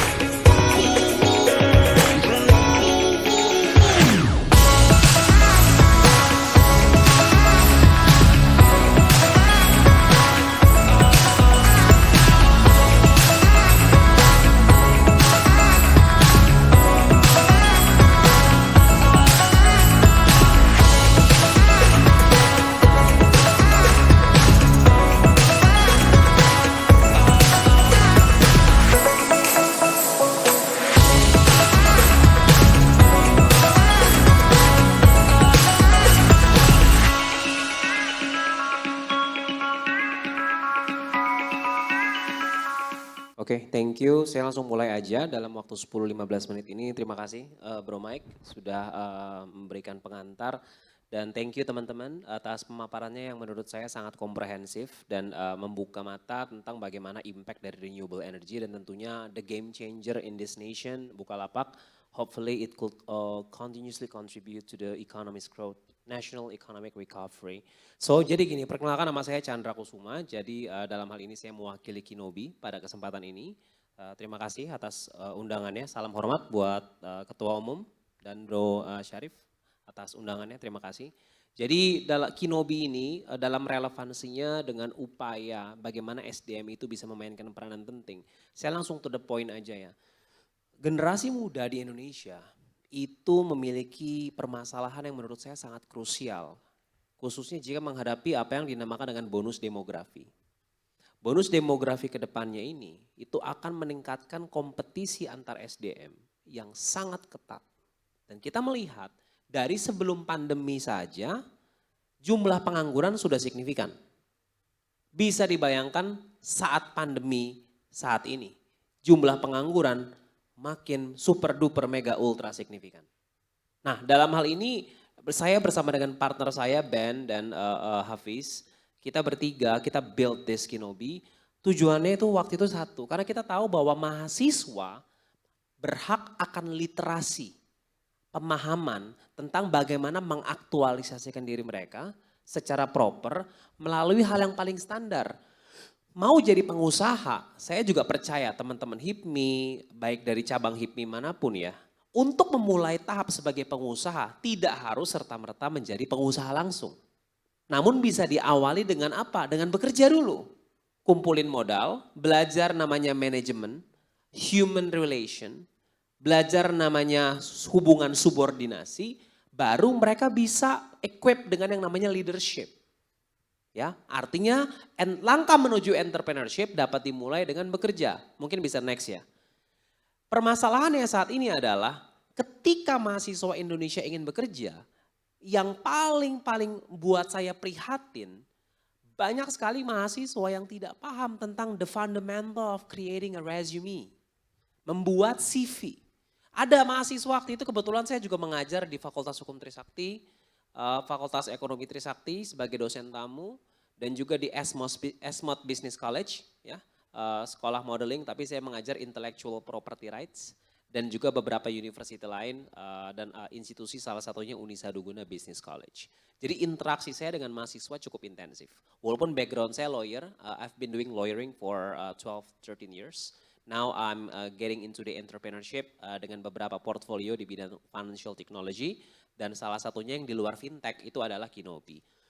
Satu hal yang paling saya prihatin adalah mahasiswa begitu mereka lulus, mereka buat CV itu bisa seminggu nggak kelar loh. Buatnya itu waktu saya dulu pernah bekerja di satu law firm, yang paling tragis adalah apa? Bekerja di satu law firm dan saya harus menseleksi calon-calon kandidat. Dan saya melihat dari 860 CV yang masuk dalam 3 bulan, cara pembuatan CV sangat tragis, sangat tidak proper. Bayangkan aja tiba-tiba ada dia tulis foto, fotonya pun foto casual, dia lagi di Century 21 atau apa itu. Dia ada foto di luar negeri, kata-katanya mulai dari cara dia mendeskripsikan latar belakangnya, pengalamannya, kemampuan berorganisasinya, itu sangat tidak relevan, tidak proper. Padahal kalau kita lihat Kinobi ini didirikan untuk menjadi pertama kali di Indonesia perusahaan yang menggunakan artificial intelligence untuk peningkatan kompetensi di bidang karirmu. Artinya contohnya HIPMI PT. Gimana Kinobi bisa kerjasama dengan HIPMI PT? Mudah, kita terapkan AI ke seluruh universitas dalam jaringan HIPMI PT. Supaya mahasiswa-mahasiswa yang nanti lulus, mereka bisa paham langsung nih tentang bagaimana bisa membuat CV yang baik. Mungkin next slide ya, bisa dibantu ya. Gitu. Nah, kita melihat yang paling juga kita mesti perhatikan ya, dalam generasi saat ini, mau lamar pekerjaan mesti bersaing dengan berapa? Dengan puluhan ribu. Kita lihat ya, di setiap bulan Juni, ya Januari, yang namanya kelulusan semester, setiap mahasiswa yang lulus, dia mungkin bisa party ya, dia mungkin bisa senang-senang. Tapi setelah party itu selesai, setelah selamatan syukuran itu selesai, mereka diperhadapkan dengan dunia pekerjaan. Saat mau masuk dunia pekerjaan, yang tragis adalah mereka tidak tahu mempersiapkan dirinya.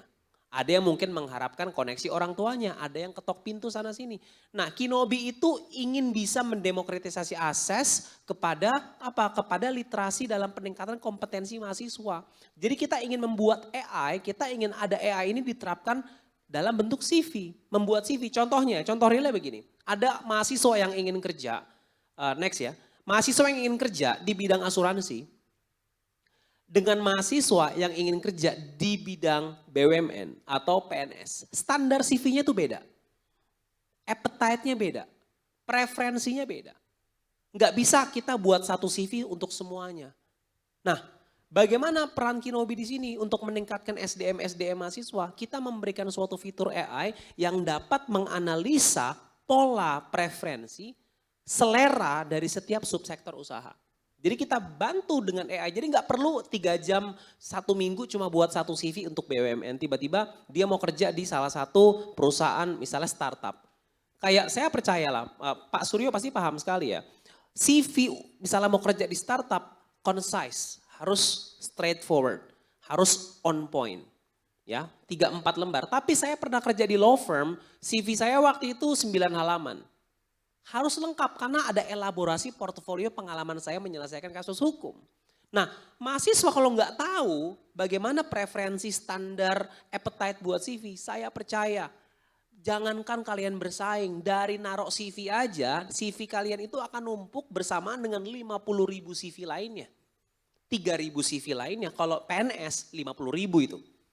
Kalau swasta mungkin CV kamu nyempil di antara 3.000, 2.000 bahkan mungkin paling sedikit 500. CV kamu nyempil. Yang baca itu nggak punya waktu banyak. Ya dia baca, jangankan substansi deh, mau itu kamu ketua BEM, ketua parlemen, ikut debat hukum, ikut kejuaraan, punya piala 10, tapi you don't know how to construct your CV, percaya deh, yang namanya prestasi kamu, yang namanya pencapaian IP 3,99999 tetap aja dibuang. Karena kamu nggak tahu bagaimana cara buat CV. Seperti sederhana ya, tapi Kinobi itu ingin sesuatu yang sederhana, tapi berkontribusi buat Indonesia. Kita nggak perlu sesuatu yang berpikir, bagaimana cara meningkatkan, mengurangi pengangguran, basic. Pengangguran kita sangat menyaksikan bahwa presiden kita sudah sangat luar biasa, sangat total, sangat serius dalam mengembangkan standar kompetensi, kapabilitas sumber daya manusia. Thanks to our Minister of Education, Pak Nadiem Makarim, dengan yang namanya Kampus Merdeka, kita melihat sekarang dengan Cipta Kerja juga ya, dari Kemenko Perekonomian, kita melihat kualifikasi standar itu meningkat ya. Tapi Kinobi melihat peluang dan juga celah yang perlu kita isi. Bahwa yang namanya program itu adalah instrumen. Itu adalah fasilitas. Tapi bagaimana saya dan Kinobi memperlengkapi teman-teman dengan yang namanya kemampuan untuk mendesain suatu CV yang buat kalian bisa dipanggil interview. Next ya. Gitu. Nah, Kinobi melakukan ini ya. Kinobi melakukan ini dengan suatu harapan bahwa apa yang kami lakukan itu, kami jadi menyediakannya itu software. Kalau mungkin teman-teman nanya, Kinobi kerjanya sama siapa? Kerjasamanya sama universitas. Misalnya Kinobi nanti MOU sama HIPMI PT, kita penetrasi universitas-universitas di seluruh Indonesia. Dan Kinobi sudah bermitra dengan total 61 universitas di Asia. Ada 30 di Indonesia. Termasuk UI, termasuk UGM, London School Public Relations, BINUS, Universitas Sampurna. Sudah menggunakan layanan Kinobi. Nah, Kinobi itu memberi suatu software kerjasamanya dengan universitas. Oke? Universitasnya. Jadi kalau ada yang ini sampaikan ke rektor teman-teman, kita bisa diskusi, kita bisa bicara dengan rektornya, dengan dekannya. Kita beri satu software dan setiap mahasiswa itu akan berhak memiliki akses untuk bagaimana bisa membuat CV dengan login, dengan account. Jadi kalian bisa bayangkan dan nggak hanya stop sampai situ.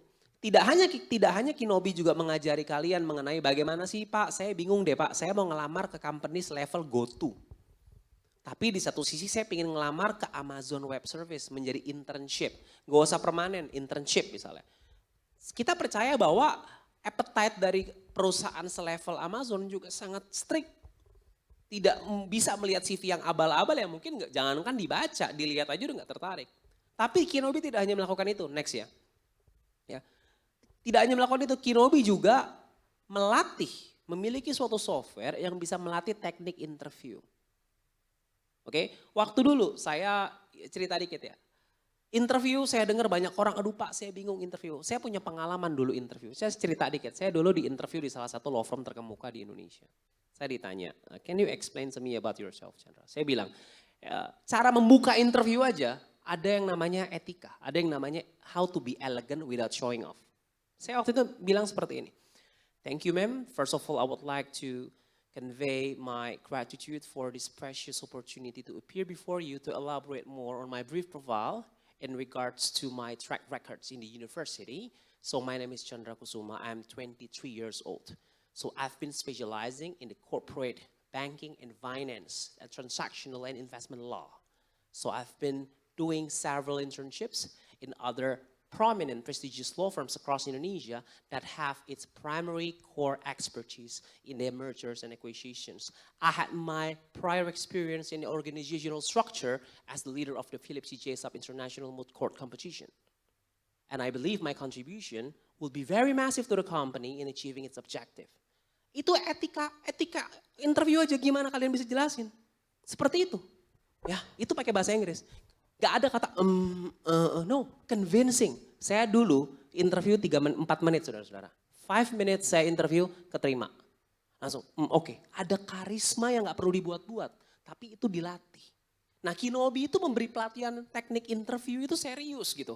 Bagaimana dengan bahasa Indonesia yang benar, gimana dengan bahasa Inggris yang benar, dengan grammar yang benar.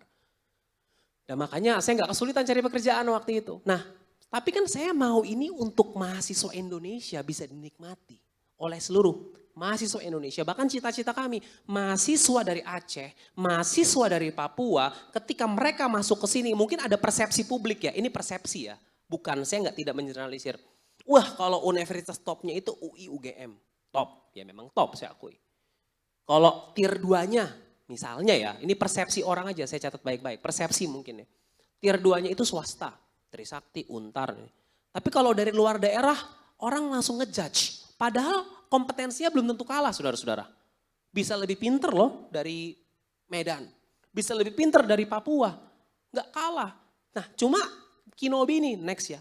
Kinobi ini ingin ada sesuatu yang akan luar biasa. Kita akan memberi kemampuan untuk mahasiswa-mahasiswa dari seluruh Indonesia, mau itu dari ujung berung, mau dari pulau-pulau. Tapi ketika mereka datang ke Jakarta, kita bisa perlengkapi dengan equal opportunity to compete dengan mahasiswa-mahasiswa dari universitas negeri. Minimal dari pembuatan CV. Ini our cita-cita kita. Bahwa mahasiswa di pedalaman, dia tahu cara buat CV, dia tahu cara apply pekerjaan. Mungkin apply pekerjaannya bukan sebagai perusahaan-perusahaan top. Biar perusahaan yang biasa pun dia bisa tahu cara submit CV, buat CV, teknik interview. Jadi nggak ada lagi yang namanya tier 1, tier 2, tier 3. Menurut kita kalau udah masuk di dunia kerja itu balik ke kompetensi kita masing-masing. Kita nggak bisa ngejudge, universitas daerah nih kalah sama gue nih universitas swasta ternama yang bahasa Inggris banget. Tapi kalau adu ilmu hukum bisa-bisa dia blebet-blebet. Saya sering tuh dulu waktu jadi lawyer ketemu ada universitas yang gak usah sebut nama yang very super English banget gitu. Tapi apa faktanya? Begitu saya tanya teori hukum, dia nggak bisa jawab perdata dasar. Hukum perdata, dia nggak bisa. Nah ini kan interview tentang bagaimana kita bisa memperlengkapi, tidak hanya dengan membuat CV tapi interview. Next ya, slide-nya ya. Jadi di waktu sisa 5 menit ini ya, saya sampaikan satu hal. Yang Kinobi ingin lakukan adalah bagaimana bisa memeratakan akses, equal opportunity for every students graduating from the university. They know how to compete, they know how to adapt. They know how to adjust themselves to how to make their CV at least relevant. Gak usah yang prestigious lah, relevant. Best practice. Sesuai dengan yang namanya sektor fokus. Ada orang lulusan aktuaria. Misalnya ya, dia mau kerja di perusahaan asuransi. Ya, tiba-tiba dia nggak dapat di perusahaan asuransi. Tapi dia mau switch, mungkin gue jago matematikanya, gue mau kerja di perusahaan sekuritas. Tapi in fact, yang namanya perusahaan sekuritas, perusahaan itu emang ada matematikanya, ekonominya ada. Tapi appetite cara membuat CV dari perspektif HR ya. Jadi Kinobi itu mengagregasi loh. Dengan artificial intelligence kita bisa mengagregasi appetite dan preferensi dari HR. HR punya thoughts tentang bagaimana CV yang ideal di setiap subsektor. Mau apply kerja di rumah sakit, mau jadi suster, perawat, CV-nya beda. Mau apply kerja sebagai akuntan ke PwC, hati-hati CV-nya luar biasa itu dilihat. Nah ini yang menurut kami bagaimana bisa melakukan ini dengan cepat, dengan tepat. Inilah yang akan berpengaruh sama tadi temanya ya, sumber daya manusia. Sumber daya manusia itu saya yakin Indonesia nggak pernah kekurangan talenta yang pinter.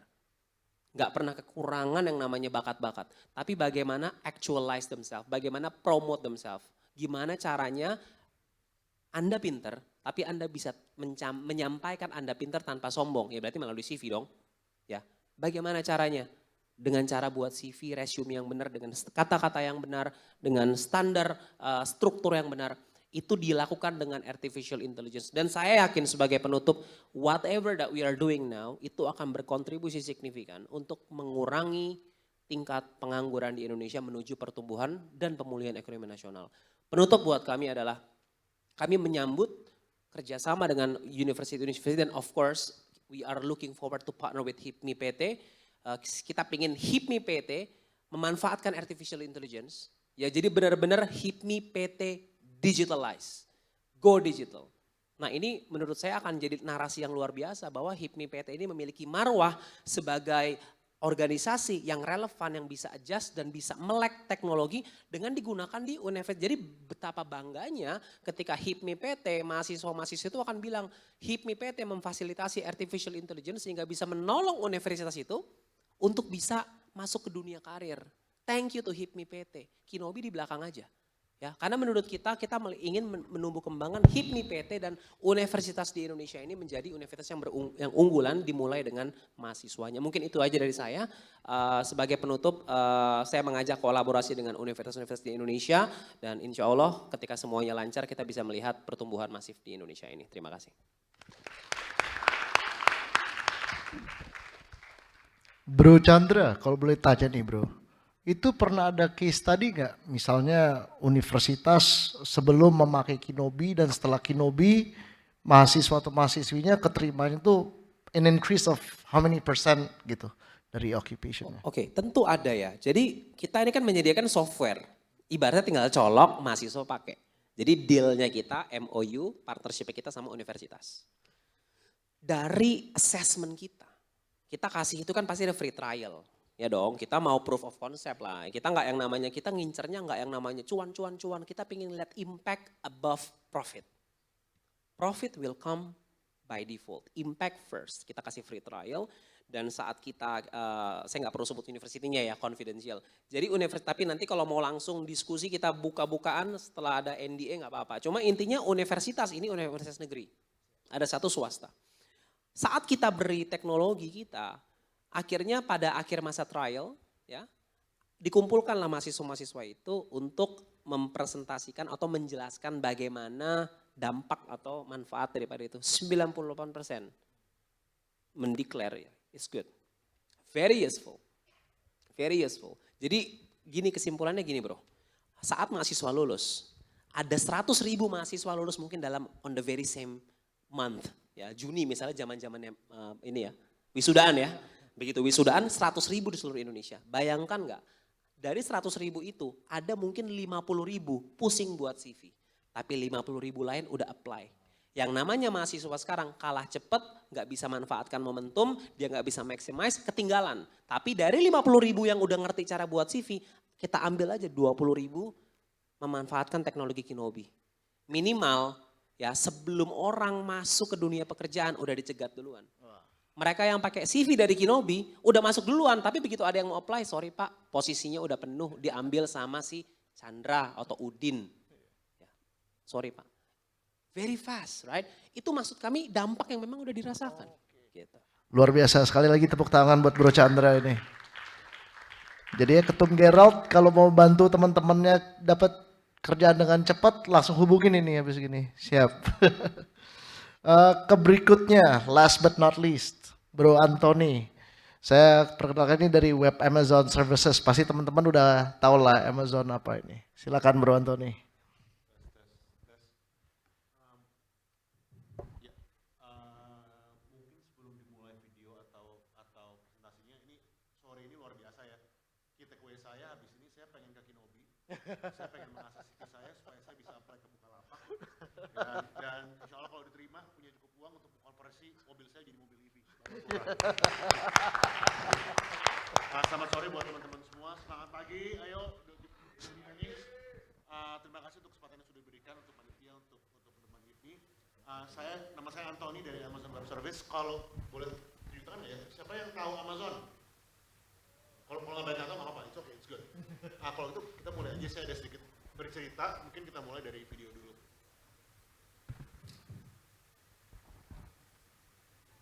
Videonya mungkin boleh tolong.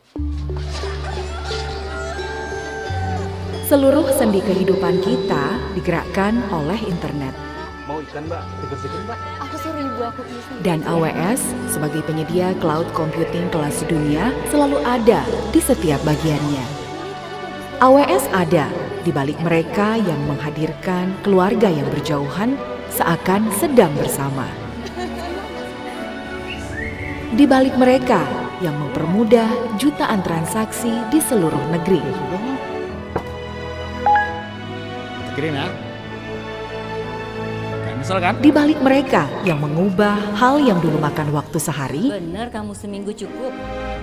Nanti kalau saya pulang lama-lama, aku kangen lagi. Jadi tinggal sejauh ketukan jari.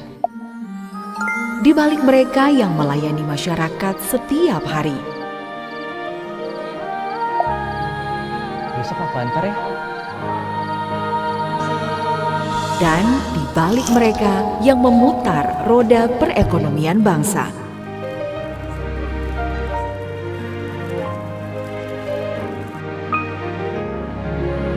Kecanggihan, keamanan, dan kecepatan beragam aplikasi yang kita pakai sehari-hari adalah hasil karya begitu banyak pengguna AWS dalam usaha bersama untuk mempermudah kehidupan para penggunanya. Kak, lihat Kak.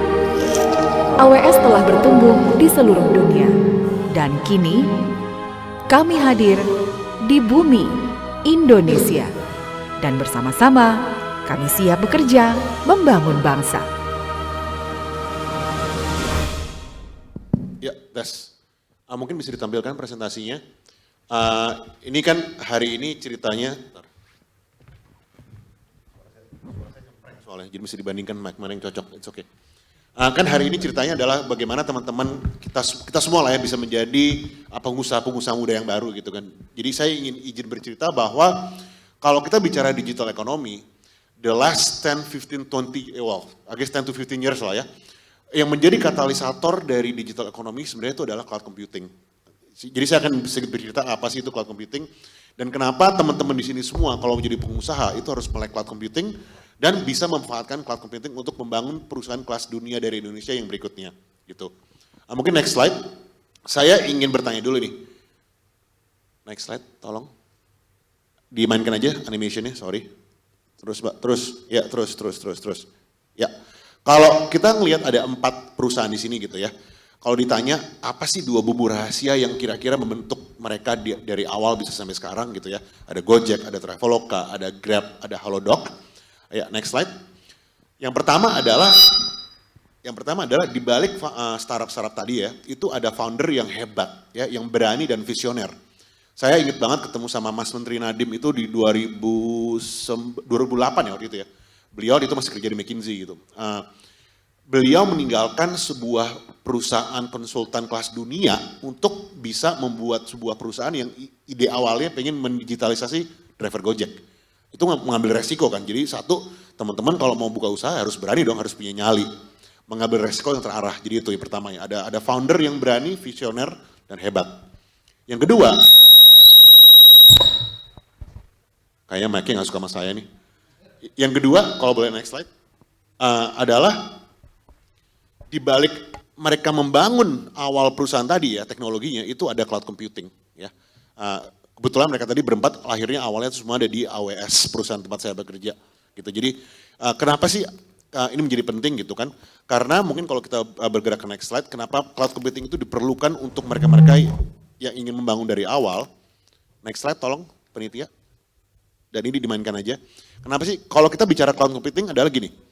Ide dari cloud computing itu adalah bayangkan semua teknologi yang paling mutakhir di dunia ya.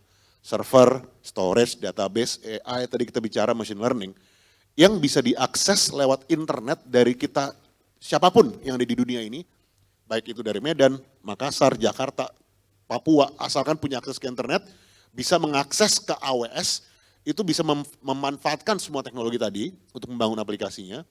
Ya, asal tinggal cukup pakai kartu debit atau kartu kredit lah ya. Terus dimainkan lagi animasinya. Pak Panitia. Ya. Model pembayaran itu kita model bayar di akhir bulan sesuai dengan penggunaan. Jadi kayak bayar listrik. Bayangkan aja kalau zaman dulu misalnya saya mau bangun Gojek gitu ya. Saya harus punya uang berlimpah, saya harus beli server banyak banget. Saya harus bikin aplikasi dan bisnis jalan nggak jalan saya udah beli duluan nih. Kalau pakai cloud computing beda. Saya misalkan nyalain 10 server gitu kan, nyalain servernya cuma 2 jam, ya bayar cuma 2 jam. Saya pakai teknologi AI, jalan cuma 4 jam, ya bayar cuma 4 jam. Jadi bayar sesuai penggunaan, nggak butuh lagi investasi besar di depan, dan harga persatuannya saya selalu bilang harga kacang goreng gitu kan. Kalau saya ambil contoh misalnya, untuk nyimpen data di kami gitu kan, di object storage di AWS, itu per gigabyte per bulan itu Rp375 perak. Gitu. Jadi kalau saya boleh ulang, cloud computing itu idenya adalah bayangkan semua teknologi paling mutakhir di dunia bisa diakses lewat internet oleh siapapun juga yang ada di muka bumi ini, asal punya kartu kredit atau kartu debit, bayarnya sesuai dengan penggunaan, nggak butuh investasi besar di depan, dengan harga yang harga kacang goreng. Gitu kan. Jadi inilah yang menyebabkan bahwa ketika tadi Mas Nadiem awalnya dengan partnernya Mas Rama dan segala macam itu membuat aplikasi, itu bisa dijalankan di atas cloud computing. Nggak butuh mengeluarkan uang gede-gedean dulu di depan gitu ya. Dan ini saya kalau kita move to the next slide, ada satu cerita yang saya suka banget. Ke next slide tolong. Ya, ini ada 3 anak muda di sini ya. Dulu masih muda, sekarang udah nggak terlalu muda lah ya. Ini ada 3 orang, 1 anak Indonesia dari Medan, 1 dari Jakarta, 1 dari Padang. Kebetulan yang dari Medan dan yang dari Padang itu teman kuliah saya. Ini mereka adalah founder Traveloka. Ketika pertama kali mereka pulang ke Indonesia, mereka tuh bukan anak konglomerat loh. Mereka bukan anak orang tajir melintir. Mereka anak-anak pintar pulang punya ide ingin mendisrupt the travel and hospitality industry. Dulu awalnya dari ruko. Cuman karena mereka punya ide brilian dan mereka bisa mengakses AWS, mereka bisa membuat aplikasi kelas dunia yang sekarang kita kenal dengan Traveloka. Saya ingat waktu Traveloka pertama kali diluncurkan ya, saya coba, saya transfer pakai debit BCA, within seconds itu langsung dapat konfirmasi. Keren ya. Nah itu dia, itu kenapa kami sebagai AWS merasa bahwa peran kami ini untuk pengusaha-pengusaha muda seperti teman sekalian adalah untuk mendemokratisasi teknologi. Bahwa teknologi itu sekarang bukan lagi haknya perusahaan besar yang punya uang nggak berseri. Siapapun yang ada di sini yang bisa memanfaatkan teknologi, yang bisa akses ke internet, bisa membangun perusahaan kelas dunia. Kurang lebih seperti itu. Next slide. Ini sedikit perkenalan, tadi kan mungkin banyak yang belum tahu ya Amazon apa. Jadi Amazon.com itu adalah perusahaan e-commerce, retail, logistik supply chain yang paling besar di dunia. Gitu. Didirikan di tahun 94 gitu. Dan sekarang kalau dilihat market cap-nya, kami itu ada di top 3, top 5 largest companies in the world. Gitu. Nah, setelah membangun, menjalankan Amazon.com selama kurang lebih 10 tahun, kami jadi sadar nih, bahwa kami memiliki capability untuk membangun dan menjalankan teknologi yang sangat masif. Dan kalau disimpan sendirian, mubazir, sayang. Kita pengen bisa merilis ini ke publik, supaya ada lahir Amazon yang baru, yang berikutnya nih. And that's what we did gitu kan, di tahun 2006 kami meluncurkan apa yang namanya Amazon Web Service. Yang kalau saya samarikan tujuannya adalah menyediakan kepada publik the same persenjataan teknologi yang dipakai untuk membangun Amazon kepada publik gitu ya. Jadi kalau kita ke next slide, dan exactly this is what we've done gitu kan, dengan kami merilis AWS, by the way kenapa namanya web service bukan cloud, karena tahun 2006 istilah cloud bahkan belum ada gitu ya. Kami sangat bangga ya dengan adanya AWS, lahirlah kemudian perusahaan seperti Airbnb, tadi Traveloka, Grab segala macam ya, Netflix, Disney Plus, kalau sekarang kita pakai Zoom itu dibaliknya juga AWS gitu ya. So Peloton, all the companies yang berubah cara kita hidup 10 tahun terakhir itu lahir di atas AWS gitu. Dan kalau saya boleh memperkenalkan sedikit juga tentang AWS, next slide.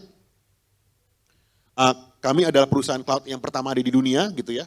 Dan sekarang we are a $70 billion annual run rate revenue every year. Kalau menurut pengakuan third party kami juga cloud yang paling pertama, yang paling diakui dengan market share yang masih lebih besar dibandingkan dengan the next four cloud combined. So our scale is just way too massive gitu ya. Tapi itu sedikit soal AWS. Next slide. Next slide tolong. Dan yang paling membanggakan buat kami seperti saya yang kerja di AWS di Indonesia, Tadi sudah lihat videonya, kami sudah hadir di Indonesia, bukan cuma kantornya. Data center kami sudah buka di Indonesia. Tadi kalau kita bicara soal potensi of this country, tadi Mas Surya juga cerita ya. Amazon is doing this, investing billions of dollar di Indonesia karena kami percaya sama potensi negara ini.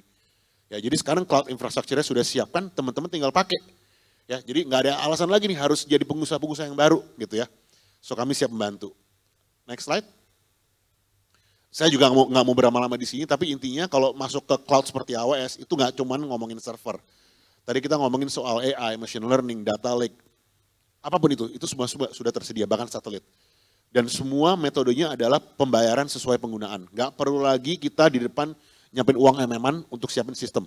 Tinggal dipakai dengan harga kacang goreng. Itu tadi jangan sampai lupa ya, harga gorengan. Next slide. Ini di Indonesia hanya snapshot aja nih yang sudah pakai AWS gitu kan. Kalau baca berita di pagi hari itu kemungkinan besar dibaca di atas AWS, Kompas, Tempo, Jawa Pos, Kumparan gitu ya. Bahkan sekarang kita masuk ke rumah sakit itu Mitra Keluarga, Halodoc, itu semua sudah menjalankan core operational system mereka di atas AWS. Kami juga cukup bangga ya kalau kita ngomongin misalnya, maaf nih Mas Suryo, Goto gitu ya, itu semua financial productnya berjalan di atas AWS. Kita ngomongin GoPay itu semua ada di AWS. Seperti saya cerita, AWS itu sudah menjadi katalisator untuk perubahan transformasi di negara ini. Jadi teman-teman, ayo dong bergabung gitu kan. Be the next logo yang ada di slide ini gitu kan. Dan untuk teman-teman HIPMI gitu kan, nggak cuma untuk startup doang nih yang pakai AWS gitu kan. Next slide mungkin.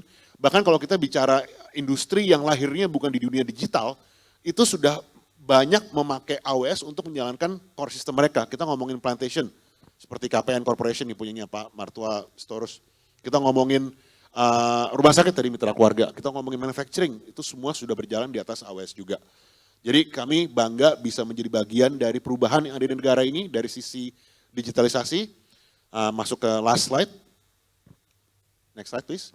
Intinya adalah kami ada untuk Indonesia, kami siap membantu. Banyak program yang kami bisa telurkan atau berikan funding gitu kan untuk bisa teman-teman yang ingin bangun startup supaya ada di support secara komersial. Jadi sudah nggak ada alasan lagi. Yuk, mari kita bangun perusahaan kelas dunia berikutnya dari Indonesia. Terima kasih. Bro, tadi kan lu ngomong be the next logo kan. Itu gue paham lu ngomong ke mahasiswa-mahasiswi. Tapi apakah itu juga bro lagi ngomong ke Bro Suryo kali ya? Suruh convert ke AWS gitu mungkin. Kita ini bro, kita ujung-ujungnya kita semua teman kan gitu kan. Tapi kita gini, kalau Kinobi udah pasti ada di logo itu suatu hari, yakin gitu. Sama dengan Spora gitu kan, Bukalapak insya Allah. Enggak, tapi bro ini mungkin jadinya as a summary ya mungkin ya. Tadi soalnya bro kan banyak banget nih yang dijelasin. Tapi as a fundamental berarti emang AWS is the first cloud computing system in the world. Yep. And also cloud computing is the fundamental of all startup business gitu ya. Yep. Nah, kira-kira kalau Amazon Web Services bisa engage lebih lanjut nggak sama teman-teman di HIPMI PT gitu? Kayak mungkin ada workshop on how to the how-tos of Amazon Web Services dan what do they need to be equipped with to actually start their online or technological business gitu. Mungkin jawaban yang pertama pastinya bisa ya. Nanti kalau misal dari teman-teman HIPMI merasa bahwa yuk kita adain enablement yuk, workshop yuk gitu kan. Dimana nanti dari kami memberikan pelatihan hands-on bisa banget. Dan we do that a lot. Ini sambil sedikit colongan cerita aja ya. Kami di Indonesia ini fokusnya bukan cuma jualan. One of our big program adalah enablement untuk workforce. Bahkan kami punya program bersama dengan Nahdlatul Ulama yang kita bilang namanya Laptop for Builders. Itu kami menyediakan laptop untuk saya lupa ya, ada beberapa pesantren termasuk juga dengan pelatihan hands-on-nya. Apalagi untuk teman-teman di PT, kami akan dengan sangat bangga dan senang hati untuk mensupport pastinya. Dan nggak cuma pelatihan, tapi juga kita bisa bilang kan, kalau nanti ada startup dari jebolan HIPMI PT gitu yang ingin mencoba AWS, kami akan berikan funding juga gitu kan, funding voucher gitu kan, supaya ketika mereka mulai membangun, itu istilahnya biayanya kami tanggung gitu. Kalau gitu sekali lagi round of applause buat speaker-speaker kita. Sesi selanjutnya Q&A ya kita ya. Oke, jadi ya bro-bro saya semua nih. Next section adalah Q&A. Nanti mungkin kita ambil beberapa pertanyaan dari online dan juga beberapa dari offline. Mungkin karena kita lagi menunggu yang dari online, ada pertanyaan nggak kira-kira dari teman-teman yang hadir di auditorium pada sore hari ini?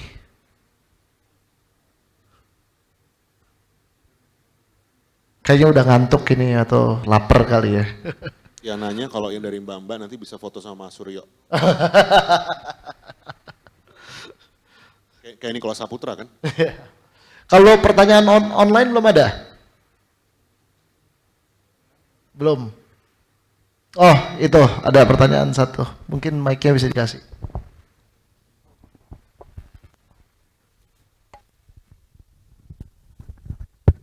Cek. Oke. Salam semuanya, salam kenal, nama saya Ariel. Izin bertanya pada mungkin kakak-kakak yang ada di depan.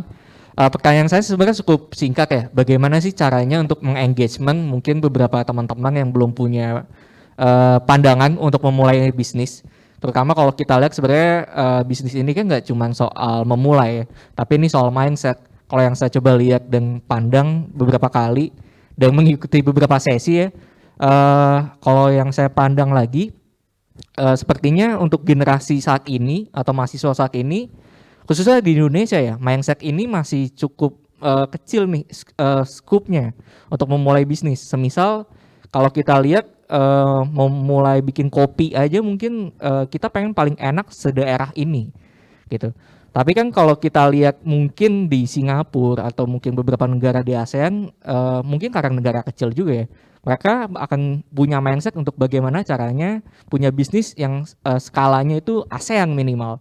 Jadi soal mindset ini bagaimana cara untuk meningkatkannya, sama mungkin apa sih tantangan ke depan yang bisa kita coba mulai nih dari HIPMI PT untuk teman-teman kita ajak untuk memulai berbisnis. Mungkin itu aja, terima kasih.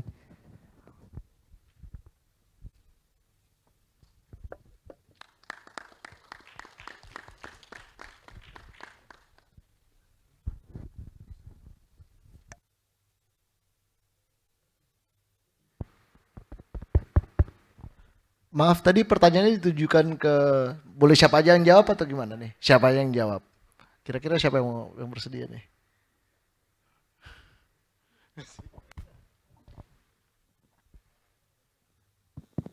Oke, menjawab pertanyaan tadi yang paling pertama ya, setiap mungkin persepsinya dulu nih kita mesti luruskan ya. Ketika memulai suatu entrepreneur dari lulus sekalipun, yang pertama kita harus taruh dalam pikiran dalam hati itu adalah bahwa rasa responsibility kamu itu adalah you will continue the struggles of your parents. The legacy of your parents. Starting an entrepreneurship will not be an easy journey. It has never been easy. Kecuali kalau emang you udah the son or daughter of the crazy rich. Jadi yang pertama itu adalah saya nggak bisa pungkiri. Orang banyak bilang motivator bilang, wah pokoknya training dulu, pokoknya ini perbanyak koneksi network. Enggak, pertama itu sense of responsibility kita dulu kita benerin. Mindset kita ngelihat di rumah kita ada orang tua ngebiayain lu, ngebiayain gue. 5 tahun, 15 tahun, 12 tahun sekolah atau apapun itu, les segala macem. Kita tahu nih, oh gue ada responsibility ya. Nggak mungkin orang tua gue biayain gue terus. Dan gue harus take a leap, gue harus ambil inisiatif. Nah ini mentalitas yang dibangun di dasar ini ya gimana pun juga bukannya bermaksud religius ya pasti Tuhan buka jalan. Nggak mungkin dong kecuali kalau ateis ya. Cuma kalau dalam di negara ini sebagai negara yang beragama fondasi utamanya itu adalah pasti ya kita percaya bahwa Tuhan menyertai kan seperti itu ya. Jadi yang pertama itu adalah mindsetnya adalah nolong orang tua, bantu orang tua. Apapun itu menghormati orang tua. Itu satu, mau orang bilang kok lebay ya terserah lu bisa jalan sendiri kalau nggak ada doa orang tua. Nol, gue yakin seperti itu. Kedua baru kita masuk tahap yang lebih teknis, riset. Indonesia ini butuh riset. Kenapa? Kalau you mau buat sesuatu yang punya added value proposition, you harus belajar yang namanya riset. Terbiasa yang namanya study. Case study, proof of concept, trying. Mulai dari usaha kopi pun you bisa bedain jenis biji, you bisa gimana nyium biji kopi ini bisa membedakan biji kopi satu dengan biji kopi yang lain, gimana caranya bisa memilih supplier, supply chain, logistik sampai biji kopi lu bisa quality control. Berarti harus riset itu harus budaya membaca, budaya bertanya.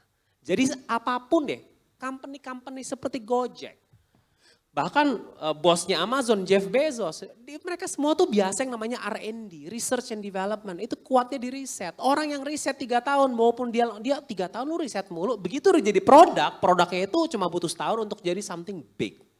Nah R&D riset ini menurut saya adalah sesuatu yang dipersiapkan dari mahasiswa. Kalau memang mentalitas you itu adalah mau jadi entrepreneur, it's not wrong. Kalau menurut saya entrepreneur itu penting, tapi yang paling penting itu adalah juga mempelajari fundamental ya. Karena entrepreneur tuh nggak bicara lu punya produk laku dijual, no. Entrepreneur lu bicara mengenai tata kelola, governance. Jangan pikir good corporate governance itu cuma berlaku buat big company. Starting from how we manage our life, our finance, our priorities, our time. Ya, nah itu lu bisa buat di situ. Ya, sorry gue pakai lu gua ya, supaya santai aja. Nah ini, jadi yang pertama itu riset. You mau buat suatu produk, you belajar yang namanya benchmarking. Benchmarking membandingkan antara produk lu di situ, mulai nanti riset itu lu bisa memahami yang namanya aspek geografis. Dalam suatu daerah mulai dari yang namanya, kita belajar dari misalnya kopi-kopi yang ini ya, kayak kopi Kenangan. Mereka mau buat satu lokasi aja, mereka ada kok jarak-jarak minimumnya, mereka ada yang namanya analisa mengenai geographical analysis of business feasibility. Itu ada. Nah saya selalu pingin encourage bahwa setiap orang yang mau masuk ke dalam entrepreneurship, 3 resepnya. Pertama responsible ya, mindset yang responsible dulu gitu. Kedua riset, karena riset itu akan mempengaruhi quality, perencanaan yang matang, planning, eksekusi. Ketiga adalah yang ada kaitannya mungkin sama sesi sebelumnya, finding the right partner. Ya kecuali you bisa sendiri fine, tapi right partner itu yang punya value yang sama, punya integritas yang sama, punya visi yang sama. Karena seringkali saya yakin deh yang namanya bisnis sekeren apapun itu bisa kolaps, bisa jatuh, bisa nggak bertumbuh kalau you have the wrong partner. Nah menurut saya ini tiga bukan bermaksud menjadi motivator, tapi kalau belajar saya dari My Basic Indonesia itu sangat kekurangan para riset mahasiswa yang suka baca, suka riset, suka belajar, suka nanya dari Google. Nah ini yang mungkin harus dibangun ya, 3 itu aja menurut saya. Thank you.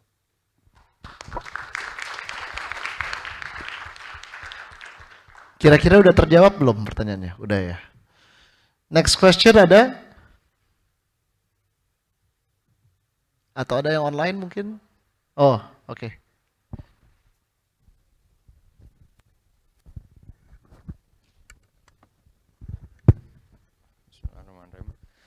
Selamat sore semuanya. Perkenalkan saya Adi. Tadi saya sempat dengar ya yang dari Bukalapak tadi katanya Bukalapak doang kayaknya yang nggak endorse orang Korea gitu kan. Karena tadi cukup unik juga tadi saya dengar. Karena katanya orang Indonesia tuh ngelihatnya orang Korea ini sama mukanya gitu kan. Mohon maaf kalau ada ini pecinta Korea ya. Iya katanya sama mukanya semua kan. Tapi kan menurut saya Mas, karena saya juga sekarang lagi belajar marketing gitu kan, nyoba-nyoba. Menurut saya market pecinta Korea di Indonesia ini kan lumayan besar gitu kan. Pengen tahu aja sih alasannya kenapa Bukalapak ini kira-kira nggak terjun atau nggak memanfaatkan market yang besar itu, apalagi di Indonesia begitu kan. Itu aja sih mungkin dari saya. Terima kasih. Thank you Mas. Sebenarnya kalau dilihat dari sisi marketing, dan ini something yang selalu kita optimize dari marketing adalah we wanted to optimize cost of customer acquisition. If marketing can boils down into just one number, is basically the cost of customer acquisition or retention. Ujung-ujungnya adalah berapa sih biaya yang perlu kita keluarkan untuk mendapatkan satu pelanggan baru. Basically that's kalau kita summarize the whole thing itu jadi one numbers tuh jadi kayak gitu. Nah, agree bahwa di Korea, di Indonesia mungkin bisa jadi, let's assume misalkan yang suka BTS itu lebih banyak daripada yang suka Sofia Latjuba, misal gitu ya. But then ketika kita berkontrak dengan Sofia Latjuba, mungkin Sofia Latjuba oke dengan segala macam photoshoot, bla bla bla segala macam, ujung-ujung kita keluar duit 150 juta, tapi bisa reach out sekitar 100 juta rakyat Indonesia. Berarti kira-kira reach-nya itu nggak nyampe Rp1 per acquisition gitu ya. Tapi kalau kita compare sama BTS, BTS itu kita pernah nanya-nanya ke mereka, at least kalau misalnya kita mau pakai BTS itu satu sesi, itu antara 1 sampai 5 juta dolar. So you can imagine like 60 miliar versus 100 juta, dan sedangkan kan rakyat Indonesia kan nggak 50 kali lipat lebih tinggi daripada 100 juta rakyat kan. Right? Jadi ujung-ujungnya it all boils down into the economics of the customer acquisition cost itself. Sebenarnya mana sih yang lebih make sense? Yes, kita agree bahwa ini kita need to ride the wave lah ya of kecintaan terhadap Korea-Korea ini. Tapi kita juga try to optimize apa yang benar-benar make sense for us. Especially, nah ini juga another thing sih. Biasanya orang lihat startup itu something yang cool, something yang kayaknya benar-benar keren. Walaupun sebenarnya tadi yang seperti Mas Chandra bilang, buat startup itu nggak seindah dari apa yang orang lihat dari luar. Kenapa? Kalau kita mungkin teman-teman sering dengar bahwa startup itu rata-rata masih burning money, burning cash. Kalau lihat teman-teman laporan keuangan Bukalapak tuh kita masih rugi sekitar berapa? 1 tahunnya itu hampir 100 miliar. Itu kerugian bersih kita kira-kira 1 tahun. So you can imagine bahwa ujung-ujungnya semua perusahaan dengan segala macam expense kita, itu ujung-ujungnya kita mesti untung.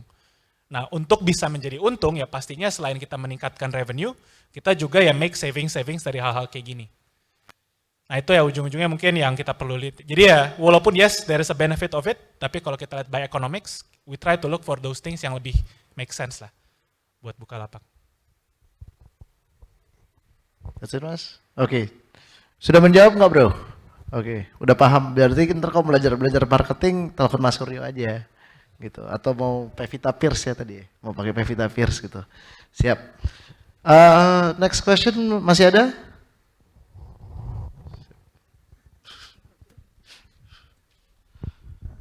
Terima kasih. Assalamualaikum warahmatullahi wabarakatuh. Selamat sore. Saya sebenarnya bertanya, sebetulnya kan ada sesi yang dimana saya bisa bertanya secara private. Cuman kebetulan saya mencoba mewakili dari kawan-kawan yang mungkin tidak berani bertanya. Karena memang ini terkhusus untuk Ko Antoni sih, untuk AWS. Banyak teman-teman kita ini bertanya sebetulnya apa sih fungsi dari cloud computing ini dan kenapa kok didorong ke para startup. Mungkin bahasa, bukan hanya bahasa ya, tapi fungsi dari cloud computing untuk startup ini apa sih manfaatnya, walaupun saya sebenarnya kurang lebih cukup paham sih, cuman mewakili teman-teman yang mungkin banyak yang bertanya sebetulnya, karena kebetulan tadi sebelum sesi ini dan juga pas ketika sesi berjalan ada yang bertanya lagi ke saya, makanya saya terdorong untuk, ini kayaknya lebih baik coba disampaikan bahasa yang mungkin lebih sederhana, Ko Antoni, supaya teman-teman baik di offline maupun di online bisa paham apa fungsi dari AWS. Terima kasih. Terima kasih, Mas. Terima kasih, Mas. By the way, orang tua saya Jawa, Mas. Jadi bro aja, bro. Mungkin saya jawab gini ya. Kalau kita bicara startup, itu kan identiknya adalah startup yang memang mereka adalah perusahaan teknologi. Kalau kita bicara Traveloka gitu kan, even Bukalapak gitu kan. Kita selalu ngeliat Traveloka itu bukan perusahaan travel. Mereka adalah perusahaan teknologi yang use case-nya adalah perusahaan teknologi yang use case-nya travel. Bukalapak adalah perusahaan teknologi basisnya adalah marketplace. Nah, ketika startup membangun sebuah aplikasi gitu kan, kita pastinya kan semua punya aplikasi itu harus dibangun di atas sebuah layanan teknologi. Nah, kalau saya bandingkan gitu ya, kalau tidak ada cloud computing seperti AWS, taruhlah misalnya 10 tahun yang lalu gitu ya, yang harus dilakukan adalah pertama saya beli server udah pasti, Mas. Karena aplikasi itu rumahnya adalah server. Kan, dia harus jalan di atas sebuah komputer server. Server itu beli nggak murah gitu kan. Belum tahu startupnya berhasil apa enggak, kita harus udah keluar uang dulu nih, gitu kan. Nah, yang jadi masalah adalah gitu kan, saya belum tahu bisnis saya berhasil apa enggak, saya harus sudah investasi gede-gedean dulu. Nah, kalau dengan adanya layanan cloud computing seperti AWS, nggak perlu seperti itu. Kita nggak perlu beli server, kita nggak perlu nyari data center. Tinggal saya pakai akses laptop, saya mengakses ke AWS, saya pilih, Mas, ini untuk aplikasi saya mau pakai server ini, saya mau pakai database ini, tinggal diklik. Semuanya sangat mudah. Dan kedua, pembayarannya sesuai dengan penggunaan. Kalau tadi misalnya saya nggak tahu nih bisnis saya berhasil apa enggak, saya udah beli server. Beli server itu harus datang dengan komitmen 3 tahun ke depan. bayar terus ya supportnya segala macam. Kalau di AWS enggak, server saya yang cuma nyala 3 jam 2 menit 1 detik, ya bayarnya hanya 3 jam 2 menit 1 detik. Kalau misalnya nanti bisnisnya nggak berhasil, matiin aja. Matiin, nggak bayar gitu kan. Nah, kalau bahasa keren di kami adalah dengan adanya seperti cloud computing, inovasi itu bisa sering terjadi, eksperimen bisa sering terjadi karena kegagalannya murah, Mas. Namanya startup pasti kita harus coba-coba, mungkin harus pivot juga ya. Nah itu, that's the role. Karena pembayaran sesuai dengan penggunaan, dan kalau startupnya sudah mulai nge-scale, Mas, itu paling penting ya. Kalau kita ngomongin seperti Bukalapak, Tokopedia gitu kan. Bayangin kalau lagi Harbolnas nih. Jadi tadi saya ulang lagi ya. Pertama, nggak perlu investasi besar, cukup dengan membayar sesuai penggunaan. Dan kalau misalnya ada event seperti Harbolnas, di mana dalam 6 jam traffic naik 10 kali lipat, itu kalau di cloud computing seperti AWS, servernya bisa nambah sendiri, elastis. Kalau nanti sudah trafficnya turun, servernya mati sendiri, turun lagi gitu kan.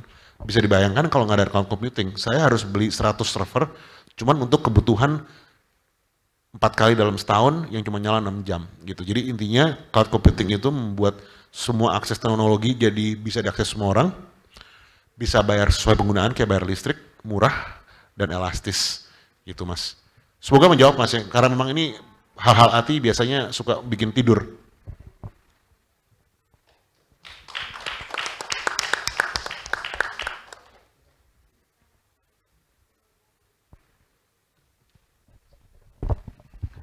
Oke, semoga teman-teman yang tadinya tidak paham sudah paham. Kalau gitu kita sepertinya sudah habis ini waktunya. Mungkin nanti kalau ada teman-teman yang ingin bertanya lebih lanjut bisa langsung tanya sendiri, mungkin setelah acara ini. Dan mungkin kesan dan pesan yang kita rangkum lah ya dari sesi ketiga ini, bahwa yang paling penting itu adalah sustainability, agar kita itu tetap bisa to keep on doing what we're doing. Dan untuk teman-teman HIPMI PT juga sudah mendapatkan insight ini dari berbagai macam sudut usaha, seperti misalnya di Bukalapak dan Kinobi dan even AWS. Tetapi intinya kalau kita ambil benang merahnya nih dari semua perusahaan teman-teman, bahwa semuanya itu adalah impact driven dan semuanya itu sifatnya market disruption. So how do you do something with a different technique with a mass impact? Nah, ini kan Bukalapak sudah ngambil dari e-commerce-nya, AWS sudah menyiapkan infrastrukturnya. Dan kalau teman-teman mau mendapat pengalaman lebih lanjut, bisa memakai Kinobi. Jadinya tidak ada alasan untuk tidak bisa menjadi inovator atau kreator usaha-usaha atau pekerjaan. Jadinya mungkin saya tutup dengan kata-kata harus tetap semangat, tetap berjuang. Mungkin itu saja, saya tutup. Assalamualaikum warahmatullahi wabarakatuh.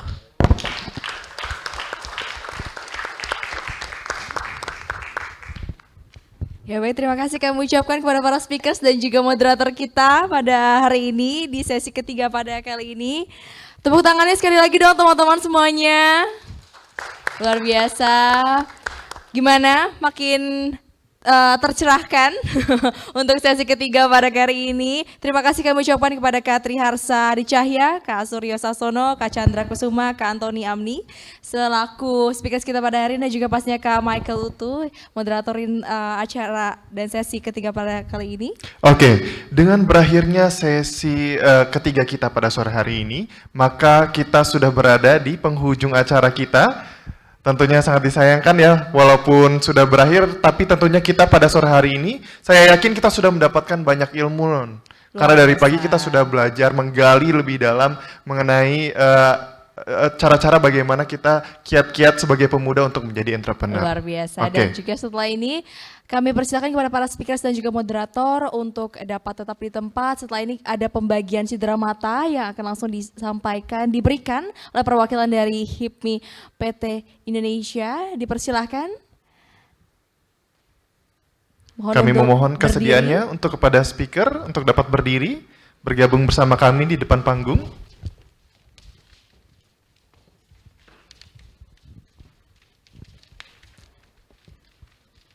Ya, ini merupakan cindera mata kenang-kenangan ya dari HIPMI PT kepada para speakers kita pada hari ini, luar biasa sekali. Kita berikan tepuk tangannya sekali lagi, hadirin teman-teman. Mana nih semangatnya, kayaknya udah pada lemes ya.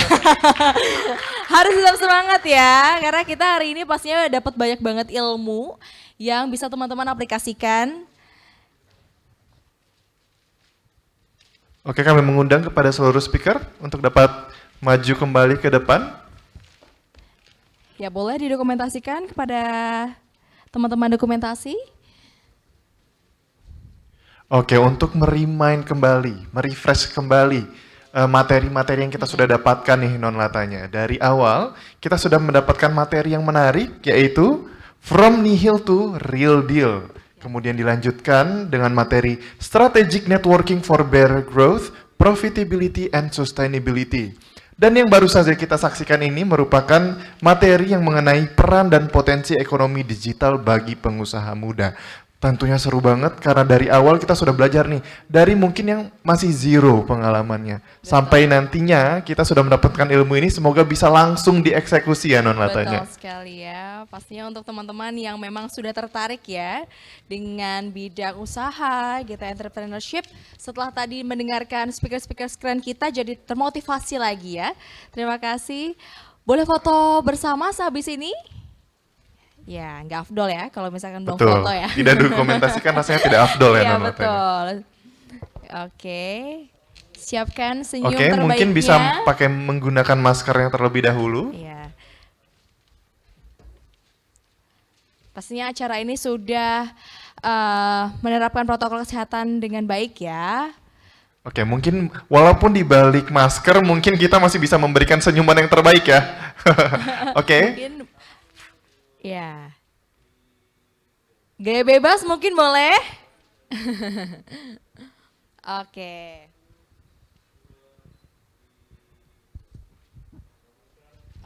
Oke, yang kedua tanpa menggunakan masker.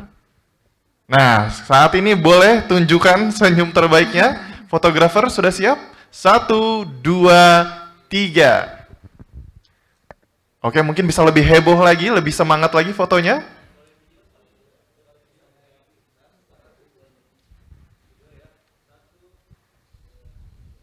Oke, ditahan pose-nya video.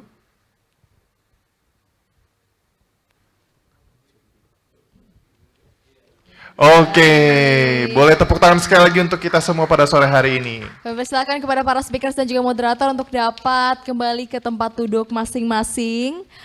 Baik teman-teman hadirin, itulah tadi ya ketiga sesi talk show kita pada hari ini. Tepuk tangannya sekali lagi untuk kita semuanya ya yang sudah mengikuti acara dari pagi hari sampai sore hari ini. Tapi tetap semangatnya dijaga luar biasa ya Bang Rafis ya. Betul sekali. Oke, dengan berakhirnya sesi ketiga kita pada sore hari ini, maka berakhirlah pula perjumpaan kita. Dan tentunya acara ini kami mengucapkan terima kasih kepada seluruh pihak yang sudah terlibat dan didukung oleh haluanmedia.com, Bisnis Indonesia, Disparekraf Provinsi DKI. Dan juga jangan lupa follow akun Instagram @nyfest2022 untuk mengetahui info terupdate event Native Youth Festival mendatang, dan juga e-certificate akan dikirimkan ke masing-masing email yang teman-teman daftarkan. Nah, Oke. Bang Rafis tadi kan Bang Rafis Sudah buka pakai pantun. Ya? Nggak afdol kalau misalkan nggak nutup acara pakai Betul. pantun juga ya. Kalau Kasih, seorang Non. Betawi gitu kan. Kasih, Oke. Non. Dijawab cakep gitu ya teman-teman ya.